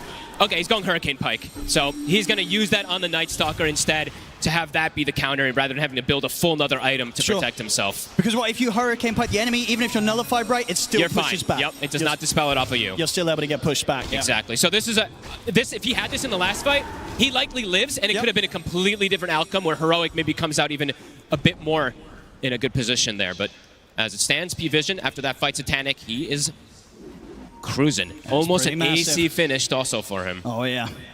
And we see, on the other side, Yuma, he's going to opt to try and get that Abyssal as soon as he can. And he's got it now. So Abyssal Blade done. We did see how kind of clutch the bashes were coming in that last fight. He's able to drop down the active on someone. Should have the chance of tearing them apart pretty quickly. Now, obviously, that last fight, they did get no one, but it did take them a long time, right? They had to really chase him out at the team fight and stay on top of him to get that kill. And that was them with the positioning, right? They got that wraparound, and it's still, they didn't get those kills almost immediately. And speaking of which, P-Vision, Smoke, or Invis, sorry, on no one, looking for another play. Whisper, he's under vision. That's the setup. Straight in with the Roar, bringing in Satanic. They easily have the damage to tear apart the Pudge. Satanic gets the last hit as well, too. Even more HP, up to monster kill. 418, 421 bonus HP now for him. He is getting very tanky. Difficulty definitely rising here for Heroic. Does feel like that, absolutely. Analog, he's got the Pike, does get the phase shift off. Can he play around this? It's tricky to chase. Silence comes to an end. Nullifier will catch on to him, but no, he's able to jump out with the phase shift dodge and the orb. 9-class is sweeping across, so Analog has to continue to play on his toes here because they're on him. Jump. The Silence is back up. They get the jump on him, and this time he's not able to jaunt away. And in the meanwhile, too, they get a Roche. P-Vision is starting to accelerate things. They really are. About 500 gold away from that AC now on Satanic. No one's got the Roar ready. They bought him a gem earlier, too, after that last fight. He's always in a good position to know if anyone is stalking him. Schofield. They found him. They do. They've got the Roar. There's just kills everywhere, Owen. It is falling apart for Heroic. I mean, King Jungles, I think he got very close to a bit of a clutch snipe there. I believe the courier did have the rest of the BKB of DM on, but the delivery was actually made just before the courier got killed, and of course King Jungles still loses his life for that effort. This life steal is just getting way too big. Just the difference between him and Yuma now at this point. Yuma can't do it on his own.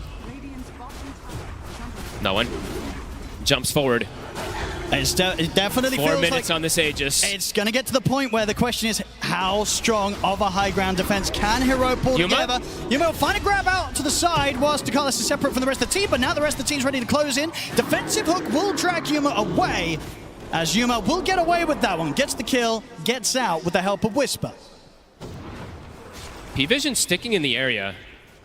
Satanic still feeling as strong as possible. Definitely, the pressure's going to fall onto the shoulders of Whisper. Can he get these crazy angles on the high ground defense to get those hooks, pull apart the attempts from P-Vision when they look to try and close up towards the barracks, towards those tier 3s? It does feel like that's going to be their next best shot. Yeah, it feels like it's very dependent on the cores in this game on Heroic. It's been a pretty quiet game from the support zone, I have to be honest. Schofield, they're falling behind. Not really having much of a game this time on the Clockwork. Maybe, yeah, in his lane, absolutely. But right now, he's 0-7, and he hasn't even built any items to buff up his allies either. He's built completely for himself. So it's definitely one of those risky builds, right? When you rush the act. Sometimes it looks great, sometimes it looks like the support you encounter in your pubs. It's a risky move. It's not paying off so far. But, you know, Schofield will say, hey, this game's still young. We're only 32 minutes in. Hey, it's very We're probably true. going to hit the 60 minutes, and Schofield's absolutely still got a chance, if it goes 30 minutes more, to maybe come in with those plays, and he'll say, hey, you know what? The Ags rush, it was absolutely warranted. We'll have to see if it does pay off, because he can do still some really nice stuff with the Aghanims. You know, I'm only critiquing him a little bit extra because it's Schofield, but you know, he can scout a lot, right? And in this game, scouting has definitely been pretty crucial. So, and you can clear the waves, right? You can prolong the game. You absolutely with those rocket flares, being spammed down. So, as I say, yeah, Schofield, he's ready to keep playing this game for another 30 minutes. Let's see if they can try and hold on that long, because P-Vision against them, they're continuing to hit these timings. They'll get themselves another shard. This time goes to where's Satanic. They've got 2 minutes of Aegis, so very likely to bring the fight. Heroic, they've got to do the best to kind of limit the casualties and try and not lose too much against these next moves from P-Vision, because otherwise P-Vision, they could be moments away from shutting down the game. Absolutely. I mean, P-Vision, they're just getting a bit too much, it feels like, out of the map. The map is shrinking. All of Heroic is having to follow each other because of this annoying vision game that we've seen from P-Vision, so they can't really separate from each other because they just might hemorrhage 4 kills as we saw before. If they split up on Heroic, Heroes could die all over the place, so they have to kind of stick together like this versus the P-Vision strategy. A refresher on no one. Continues to grow. They can find the opening to get that sort of setup, the silence, the roars on towards Yuma. You know, if any of these fights really where they take Yuma out, the damage, it's just not going to be there for Heroic to tackle these 3 beefy cores of P-Vision. I think the only reason this game has felt as close as it is because Yuma is having a flawless game. Absolutely. He's 6-0. If he had died even once, this game might just feel completely out of control. He's holding on pretty hard here for the team, Yuma. Another amp damage to spawn. Satanic will be waiting at the bottle at the ready. This could be They're just going to pick it up. All right, they want to just pressure with it. So 1 minute left on this Aegis that he wants to use this amp damage with. He wants to get in. Get right in there. So they start to bring in the mid push. What's the response going to be? Not going to be able to push them off the tier 2, that's for sure. So they'll have to let the mid fall. There's a sneaky ward that has been placed down bottom also quite some time ago that could catch Heroic off guard when getting back to their base. And at the same time, we'll see if Heroic themselves are able to get some sneaky vision outside of the base to set up for those high ground hooks from Whisper. Whisper's looking for it. He's going to try for 9 class. Is he going to get him? He'll get the Dismember off onto Satanic, but Satanic is perfectly fine. They have to be careful about how they go about tackling the Lifestealer, and indeed they'll be able to pull back. They do not want to put too much into trying to go on this Lifestealer, especially once he still had a few seconds left of Aegis. Will start to now come to an end. Daytime will hit. Looks like P-Vision will back up with that. Continue to play that economy game as they continue to grow and grow and grow in terms of that economy. Seeing 9 class, he's gone full greed this game, as he tends to, but Diffusal into the Scotty next, it's going to be very, very annoying to play against for these cores, in particular the Pudge and the Ursa. The fights just, they continue to feel harder and harder and harder for Heroic, and I'm wondering how and when it's going to feel that much easier. Perhaps it's when Yuma does have that MKB, but again, it does feel like it's starting to feel like him versus the world a lot in this one. Still just sort of little things like the Ghost on no one that makes it hard for them to get jumped. He's going to try for King Jungles. King Jungles at the moment kind of juking him in terms of the vision, so a lot of time of this BKB being put to waste. Still will get the Roar, though, at the end of it, allowing Satanic to close up and take down another.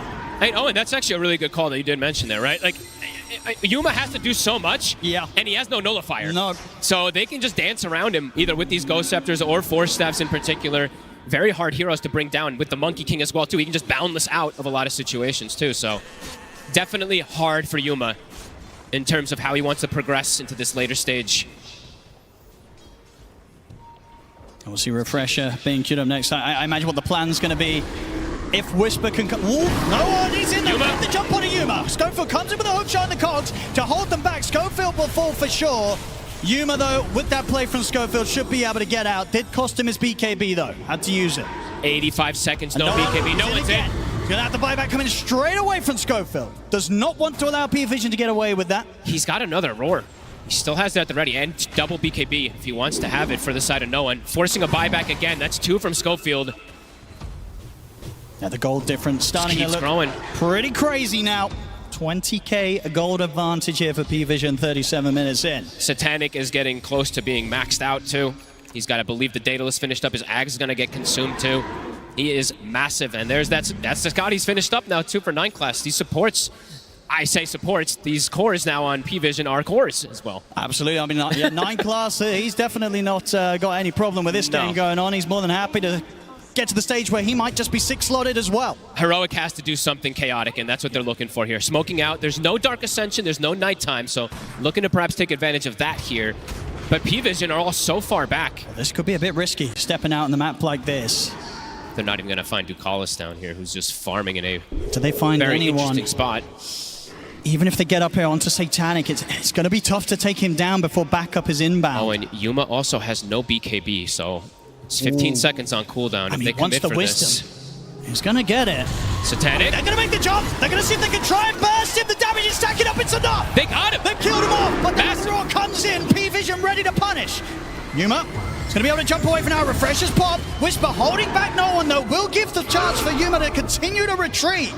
It looks like they're going to get away with it. They're going to try and go for more. The Boundless Strike will stop Yuma from getting his hands onto no one. What a play from the split second. He was a split second from getting that infest off and perhaps surviving. And it's such a risky time, as you said, to have the foresight to go for that play, despite the fact that your own carry, his BKB was still on cooldown. That could have gone horribly wrong, but they get away with it and take away at least a 5k gold. You know, sort of lead that P-Vision did have. You know, down to 15k. And Owen, look what just spawned. Roche is up. It's 60 seconds without the Lifestealer. If they're able to scout that, be absolutely massive for Heroic.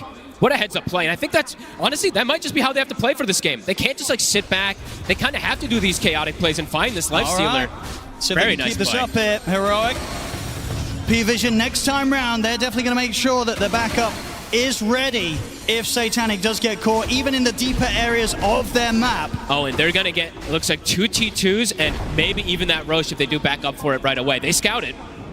And you've got to imagine again, when you go for that play and you carry Yuma still at the BKB on cooldown, that was probably Yuma making that call, right? Yeah, I mean, that's...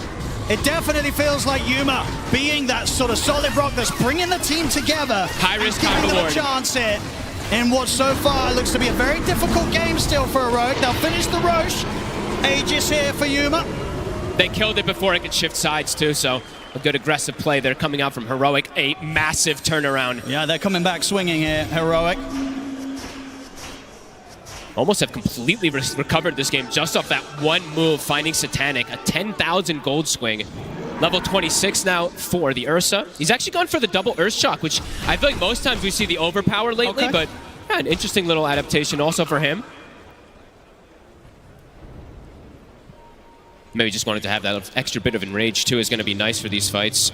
A big step up in damage output also for Heroic. The Plasma now online for Analog. And this is the thing, right? Whilst there's been a little bit of a difference between the carries that Yuma has now pretty much closed against that of Satanic. Now, when you look at the other cores, they're catching pretty even. It is. We have Analog pretty much in the same position as no one. And DM and Whisper, they're in a very similar situation gold-wise as well. Overall, the majority of that difference, it's between the supports. Exactly, so. And Yuma now, a full another item picked up. He's got the Swift Blink. They have the luxury of the 4 minutes with this Aegis.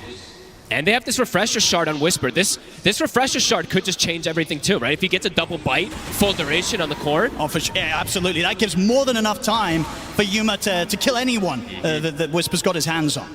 And yeah, Cheese, right? Cheese for the puck. He essentially has a second life to protect versus that Nullifier combo that can come out from the Night Stalker. I mean, looks like Owen, we're in for a treat here. They're not afraid to fight still, even though this Aegis, Cheese, and Refresher Shard is on Heroic's side. They've smoked up themselves, and they're ready to try and get the jump. They spent their gold too. No buyback on DM. No buyback on Satanic. Well, let's see what they do here. They find Yuma with the Nullifier. Jump in from Whisper, though. He will miss the hook. 9 class. He's going to get the hook shotted in the face here by Schofield. Caught to the side. That's 9 class gone. Back in the midst of the fight. Whisper will fall. Analog. He's going to try and push forward. Phase shift just in time before the Roar is going to be coming in from no one. And now Yuma makes the jump forward. Looks to Ducalis, but the 4-star gets Ducalis back to safety. Buybacks now coming out from both sides.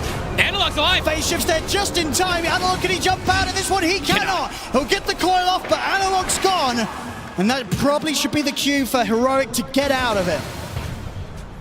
Trying to disengage, but looking to reset. Yuma's thinking about it. He's considering.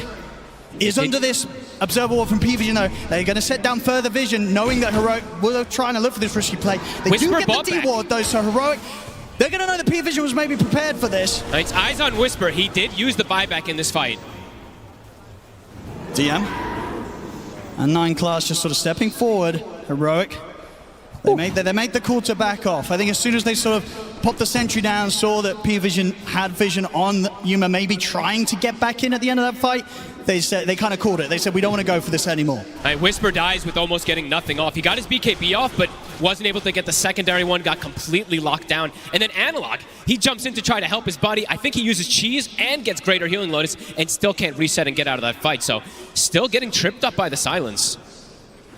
Even with all these defensive tools that he's tried to go for, no BKB, no way to just prevent it completely. Yeah, now P-Vision, they're going to be more than happy to try and look for the play there. I mean, we saw them not afraid to fight and being able to kind of come out even on the results of that little bit of a skirmish. Now that there's no Aegis, no Cheese on Heroic, P-Vision, they're absolutely going to want to try and go again. To the side, Schofield, he'll get the setup, catch the two of them in the cogs, he'll die for this, but Yuma's able to get the jump, they get the dismembering onto DM. He's gone for 90. Schofield happily trading his life there for the core of P-Vision. And it's the gem as well, too, so a big pickup. Great connection there from Schofield. I don't even think that was the initial target that he wanted. That hook shot actually hits the smoke target that was blocking Ducalis. Nice little pickup there from Schofield again.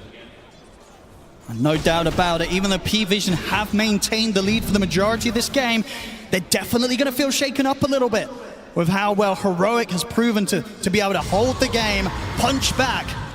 I mean, and Yuma just continues to just play almost flawless. Like he's 7-0-3. He's truly being the rock for the team. That's pretty insane. Yeah, if you consider sort of the amount of action that's been starting to go on in these later stages, the fact that they've not been able to get this Ursa at all is rather remarkable. Doing a great job of keeping that core-to-core matchup versus this Lifestealer. Yeah. That's why they wanted it. That's why they wanted this last pick, because we do see Heroic smoked up again. Still 30 seconds, no Night Stalker. And I guess this is the thing as well for Yuma, why it's working so well for him in these fights. He's just got so many heroes around him that are more than happy to throw their own lives into the front lines, right? You got Whisper jumping in, Analog ready to make these aggressive moves straight underneath the entire team of P-Vision, and Schofield always ready to initiate with a hook shot. So with all this stuff being thrown at P-Vision, it's very difficult for them to isolate and deal with the bear. And he's not the one getting silenced, right? It's the Night Stalkers having to go for the puck. Because if Analog gets left alone in these fights, Analog might run rampant. So, yeah, it's a good way that they've been balancing off of each other of who tanks which spells. We do see Heroic still looking for potentially another play, but not going to be the case. Schofield just has to continue hugging Yuma. And he is just, using this Aghanims to just scout tree lines. Yep. Every single time he can, he's shooting the rockets, looking for 9 class. Oh, it's doing a lot. I mean, it's definitely, as I say, getting closer to that period of the game where the greediness of the clock definitely feels good. You're happy to have him on the team. BKB also finished up for KJ, so that Frostbite, or that Freezing Field is going to start having some impact as well, too. A lot of money on no one. What do you think he's considering next? 5.7K coming up in the bank for the Beastmaster. That's a good question, because they already have the AC. He already has...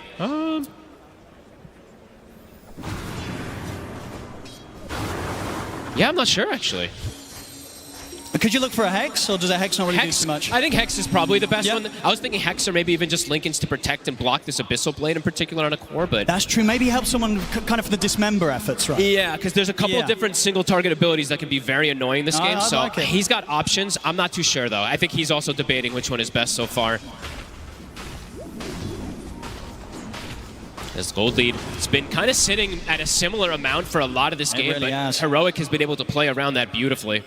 And it does feel like each time that P-Vision's had the lead, they haven't really left their side of the map too much. True. Yeah. They're very much holding back, seemingly sort of waiting until they themselves have kind of like these 6-slotted, maybe, as we said, the 6-slotted supports like 9 class. You know, he's very close to having that BKB on top of the Diffusal and Skadi. Just having more difficulties getting the scouting that they did earlier on. They're going to go for another smoke play, looking for something here. No one still has not used his gold, but he will he will be able to Boots of Travel and buy back into the team fight. So maybe that's just the thing that he's prioritizing most. Sure. I mean, he should still have a little bit of money on top of that, but indeed maybe not quite enough to pick up a full item. So really considering his options. It's probably just in case he has to buy Boots of Travel 2 and rejoin the fight rather than just Bots 1. It could be something along those lines as we do see the fight coming toward this top left side. There we go. The Rockets will give some information. Heroic, no, the P-Vision's coming for them. Whisper on the front. Shot off the mark.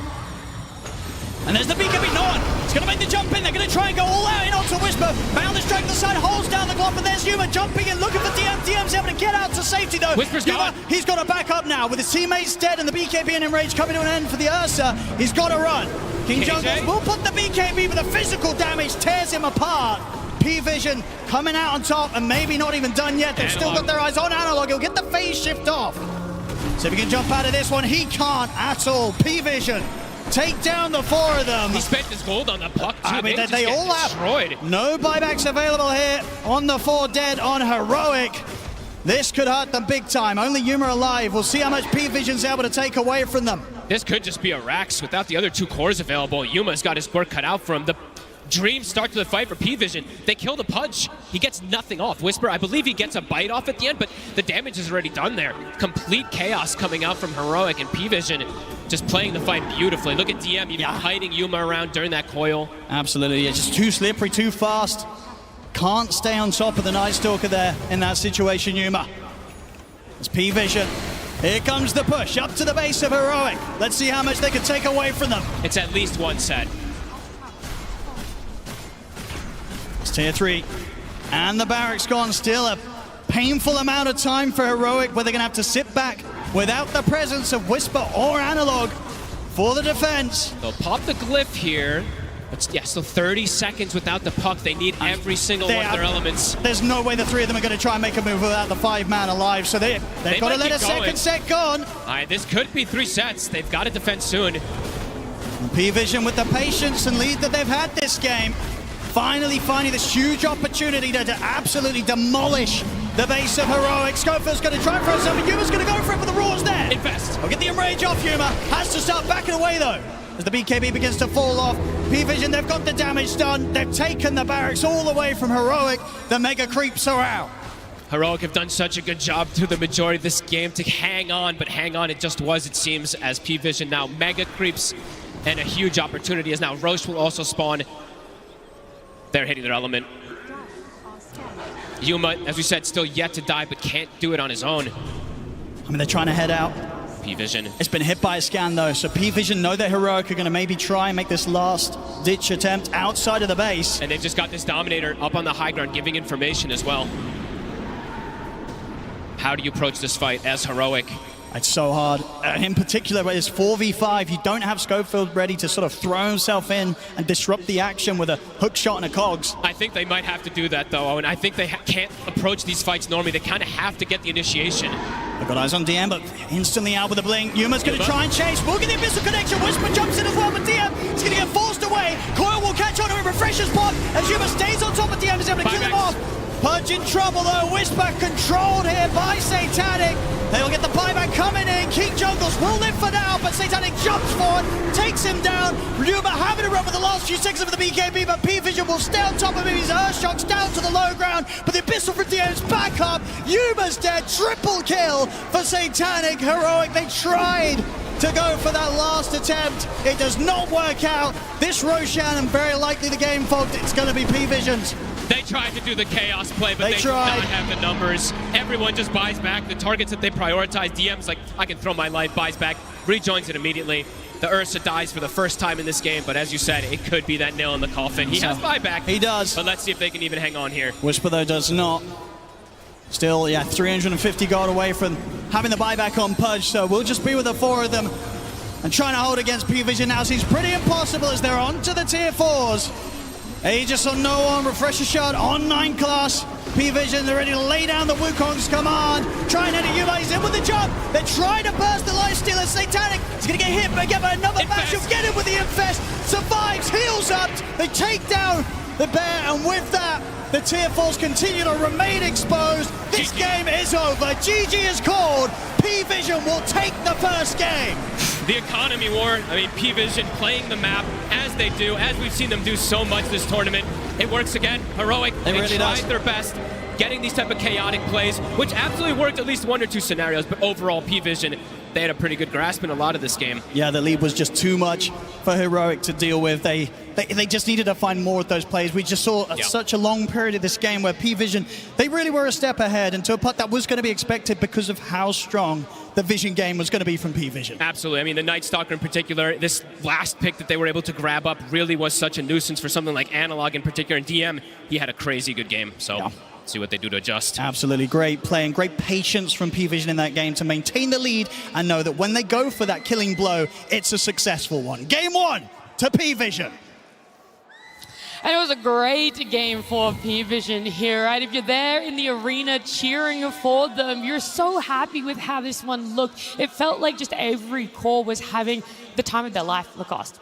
Yeah, beautiful execution of a strategy coming out from P-Vision in this game number 1. We were wondering, whether there's going to be some nerves kicking in. They're playing in front of the crowd, the 3 new players at TI stage, but didn't really feel like it. It feels like this is their home, and they're playing it extremely well. You did mention the 3 cores. I love the synergy between them. I like how both supports are kind of allowing them to play their own type of a game. We saw so many early rotations, Beastmaster deeping in, making sure that they're going to be killing Whisper, and also this Beastmaster, like usually we don't see it from the mid lane nowadays anymore. It is still a good flex, but they realize that they can pick this Lifestealer as well and combine it with the Night Stalker overall last pick, and now you have overall the better vision in the game. Monkey King, Night Stalker as well. It's very difficult to fight into these heroes. Yeah, well, we want to focus on those rotations, right? Because we're talking about how good no one was rotating to help that safe lane of the duo with Satanic there on the Lifestealer. But something that's more important that we're not really seeing too often is actually carries themselves rotating through the portal, right? We saw Yuma do that one quite early, Jenkins. Yep. Yeah, I mean, at this point, I feel like this is the Yuma rotation. He does it in almost every game, where he comes through the portal sometime after 5 minutes, and he gets a very important kill here because Whisper was struggling against Lifestealer. They pick Ursa to counter the Lifestealer, and it almost worked. Like, he didn't die until like very late into the game, where they had to literally throw like 3 heroes' deaths into buybacks in order to kite out all of Yuma's abilities in BKB, and then they finally killed him, like at the very end of the game. But I also felt like P-Vision did a good job exposing the weakness of Pudge as a core, right? Because the hero doesn't push out lanes quickly, and because he had a bad start, it's really difficult for him to recover. And you see, like throughout I'm sure there are more clips later, they couldn't really push the wave out, and they're constantly getting ganked by the Monkey King because he's giving vision. So I think Astini said, he wanted to give them their best strat, but he had a way to deal with it. He knew that Pudge is not strong because he can't really push waves, and it's really important that your cores are able to push waves out. And Puck couldn't also push waves because he got countered by the Night Stalker. Oh, I have an idea. Something that can push waves? Pudge Helm Dom. So you can block your own hook. Okay, back to retirement home with you. All right, look, guys, we're going to look at that Vision game specifically with the Monkey King, the Night Stalker. We said the lineup was big, but seeing it in action and exactly how they're able to utilize it is a whole different thing. Yeah, 9class is just being himself, being super annoying. Look at him dodging the ganks. This is 3 heroes, so there's going to be a hook, there's going to be another hook shot that they're trying to go for, and he's still going to be escaping, lurking around the 14-minute mark, trying to go for the Wisdom Shrine, and he's just going to be staying around. So he came back, and what he did is he provided vision for Schofield. You can see that he's buying time, he drops down. It feels like he's going to die, but they also understand that they can help him out. The rest of the team, after he provided vision, they're going to be helping him. He gets a really good boundless strike, and in the end, he doesn't even die. But this is what he does the best. Like, he's very annoying, and there's going to be another situation where he gets initiated on, again, providing info for the team to see where the heroes are, which allows others to play much more safe, and then you have him escaping with the shard. Plus, also, we got to point out the Night Stalker. Like, he's really, really good. He's going for the Nullifier as well. Didn't have it in this fight, but it also completely ruins what he wants to do with Ursa. It's good against Pavis and Crystal Maiden, good against this 4-staff / Hurricane Pike on Puck. They understand how to itemize correctly, and 9class standout player for a good reason. It is a really big deal against, especially like Heroic in an Ursa lineup, to waste time like that, to waste these smokes of Deceits, because you end up in these games where like you have a timing, you have like Ursa BKB, something like that, and you just legitimately don't have any smokes because you've spent so many of them, like smokes being broken, or a Monkey King, jumps in, makes some, like, waste some time in the early game. Like, these things really matter in a game like this, especially when you're the team that is trying to create chaos. I mean, this kind of happened during the game when they traded Tormentor for the first Roshan. So the Ursa got the first Roshan, but he couldn't really push the map, for advantages because they were constantly chasing around the monkey. He was pressuring them. The map was pushed out. They just basically couldn't really do anything with the first Aegis. They just blocked. They just blocked every play from Heroic. They couldn't progress on the map, and I felt like that was a huge problem in the game for Heroic. Yeah, and I think they also understood the fact that, okay, Roche, that's going to be an objective early that Heroic are going to be really strong at, right? You kind of want to give it away, but things and objectives that aren't as easy to give away, Lacoste, is these Wisdom Shrines, right? You want to be able to take them away from your opponent as often as possible, and we normally see early fights around it, but in this one, we saw that later 27, 28-minute fight around it. Yeah, they understand that they want to take it away, and this is the fight where Night Stalker does have Nullifier available, so it's going to be very difficult for Ursa to play the game. You'll remove his overpower, which means that he's not going to be having enough damage, and he's going to be running in, providing vision one more time. We've seen so many Infest bombs in this game because you have both Beastmaster and Night Stalker ready to jump in with the Infest, so in the end, they're going to be stealing the Wisdom Shrine, and Night Stalker, in this one, it turns into daytime. His ulti just ended, but he's still going to be using Nullifier before he dies, making sure that the Ursa is not going to be able to do much, but Yuma, man, I gotta say, he had a perfect game. It doesn't get better than this. We said that he's playing the tournament of his life so far. Dying first time 50 minutes into the game. He was very slippery, even though he played into a really difficult matchup. You're playing into Beastmaster, you're playing into Night Stalker. These are not the matchup that he likes to play into. I mean, even Lifestealer with the Ags, we talked about it. Like, you can kite out the Ursa in Rage with the Lifesteal Ags. You infest, and it's not affected by status resistance, so it's not exactly the matchup that it was before. We did see, like, one time, I think, or a couple times, like, he was able to do a lot of damage. Right here, for example, like, finally you get this, you know, BKB Piercing Disable from Whisper. Obviously, Pudge does not do enough damage to kill a Lifestealer, but Ursa's like, okay, don't mind if I do. And this is where I think a lot of people were thinking, like, are they doing it? Are they coming back? But more annoying P-Vision shenanigans, like able to slowly kite everything out and only lose Satanic there. I think this is something that they're very good at, is when they do lose a hero, they will retreat tactically, you know? They, as Astini said, will throw once per game, and so they're very good at making sure that that throw does not end up throwing the entire game. It happens, they recognize, and they're like, okay, guys, that was the one. Now we just have to go back, reset, wait until Satanic comes up. We've done this so many times at this point.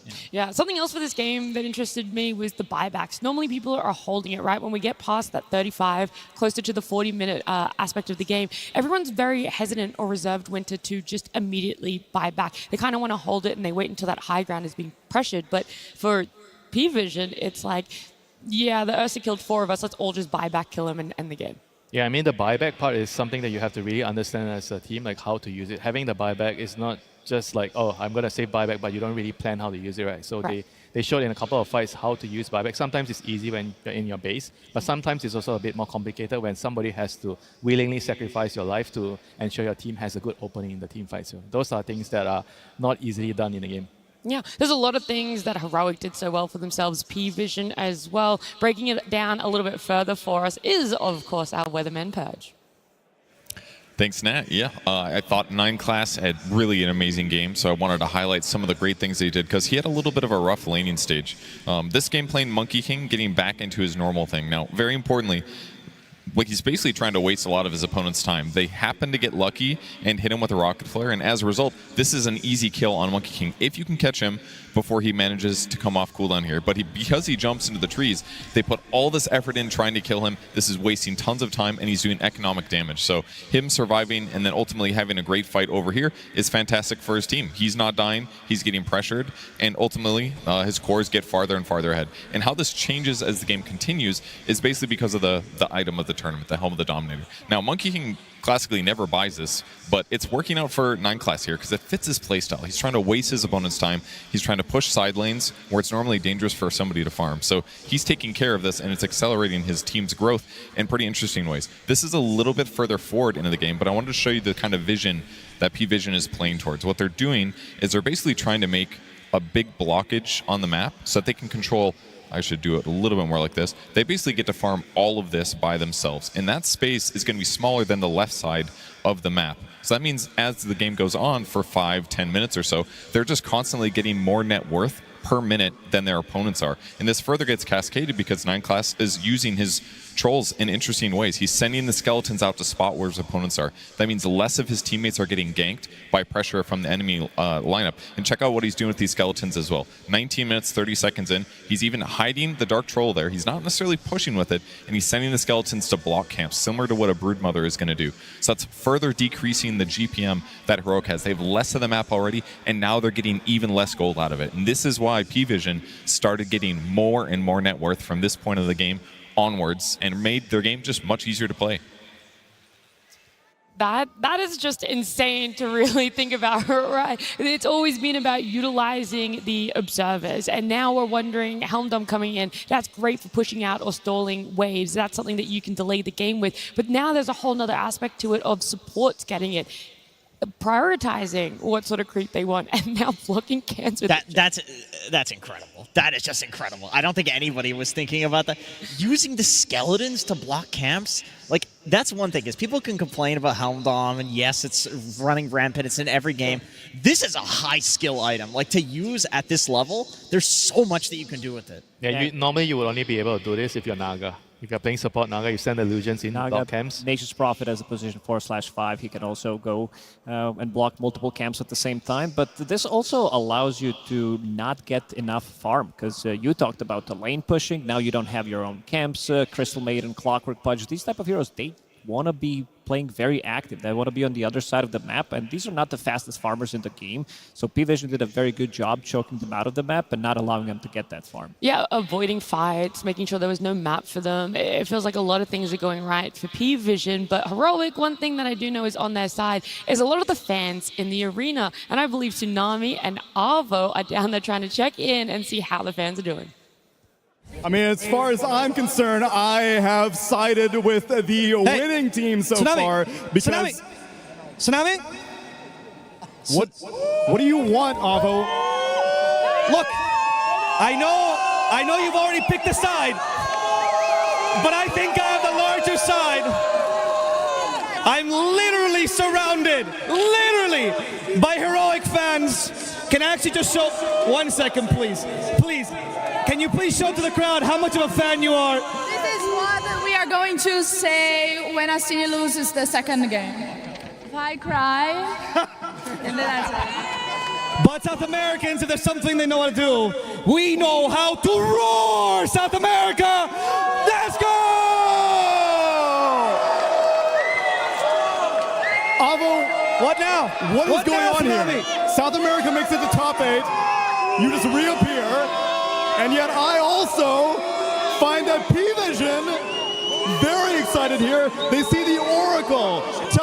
Tell me the story behind this. Astini can do all the predictions. He do the best picks. Wait for us, Cafortado. He knew to let the Pudge and the Clockwork through, and he beat it, Avo. What are you going to do about it? Okay. It's hard to compete against Astinissimo. It's true. He's also Brazilian. He's also part of us, okay?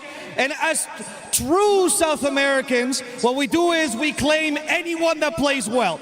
Anyone that does well is from Brazil, is from Peru. And today, I want your whole stadium to roar for South America. Please, a big shout for the greatest Dota tournament. It's the International.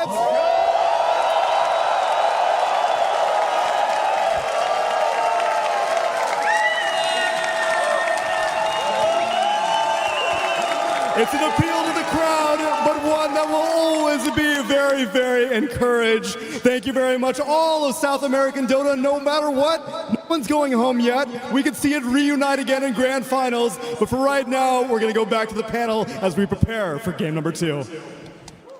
Thank you both so much, Tsunami, Avo, getting everyone on their feet, getting some more cheers out there. I know everyone is just cheering for some good Dota, and that's what felt like it really happened in that game number 1. Very good back and forth, whether you want to look at it on the deepest levels, Jenkins, or if you just want to look at it at a surface level and be like, yeah, Pudge, under tower hook, I like that.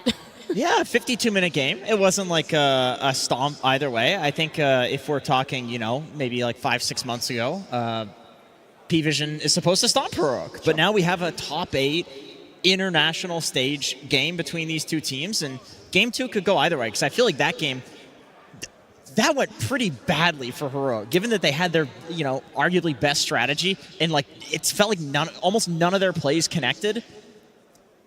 Things could go a lot better. Like if Cavs can, work out the kinks, I think game 2, give them the same thing, they're gonna take it to them. Yeah, just shake it up. It's hard to say that, but it's not elimination. These guys are in the upper bracket. There's still so much potential for them. There's a lot of chances. It's not over by any means. They get to have this fun between the two coaches. Really kind of like ego check each other a little bit, Lacoste. Yeah, for sure. I think Cavs, he did tweet it out yesterday that they are ready. All the prep is ready, and seems like, coming into the second game, I want to see that prep as well, because this one didn't really work out for them, especially against a team like P-Vision, who kind of managed to outmaneuver them on the map, choke them out real heavily. I want to see slightly more aggression. I want to see them create that chaos, because 10-15 minutes into the game, we only had 8 kills, and this is not how usually Heroic plays. So I want to see them try to put them in a position where P-Vision doesn't feel as comfortable. Yeah, he's going to play a really important role here, deciding whether they're going to stick to their guns and make minor adjustments, or they're going to just completely change up their draft, right? Because we saw in the first game, they had a lot of problems dealing with the speed pushing of the creeps. They needed something like, maybe something like along the lines like Darks. We still plays Darks here. So you can have one of the core heroes just shadow pushing the waves out so that you can fight, because they like to fight. They like to kill heroes. Yeah. But if you don't push the waves out, you can't kill the heroes. To be honest, I don't think they should change anything up, because if a single smoke gets broken, like just one in a game, that's a blunder in my opinion.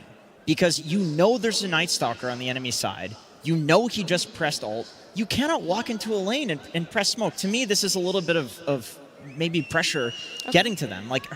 I guarantee you this is a talk that they had backstage. Yep. I guarantee you they talked about dealing with the Monkey King better. Maybe they banned the Monkey King, whatever. 9 Class is going to do the same.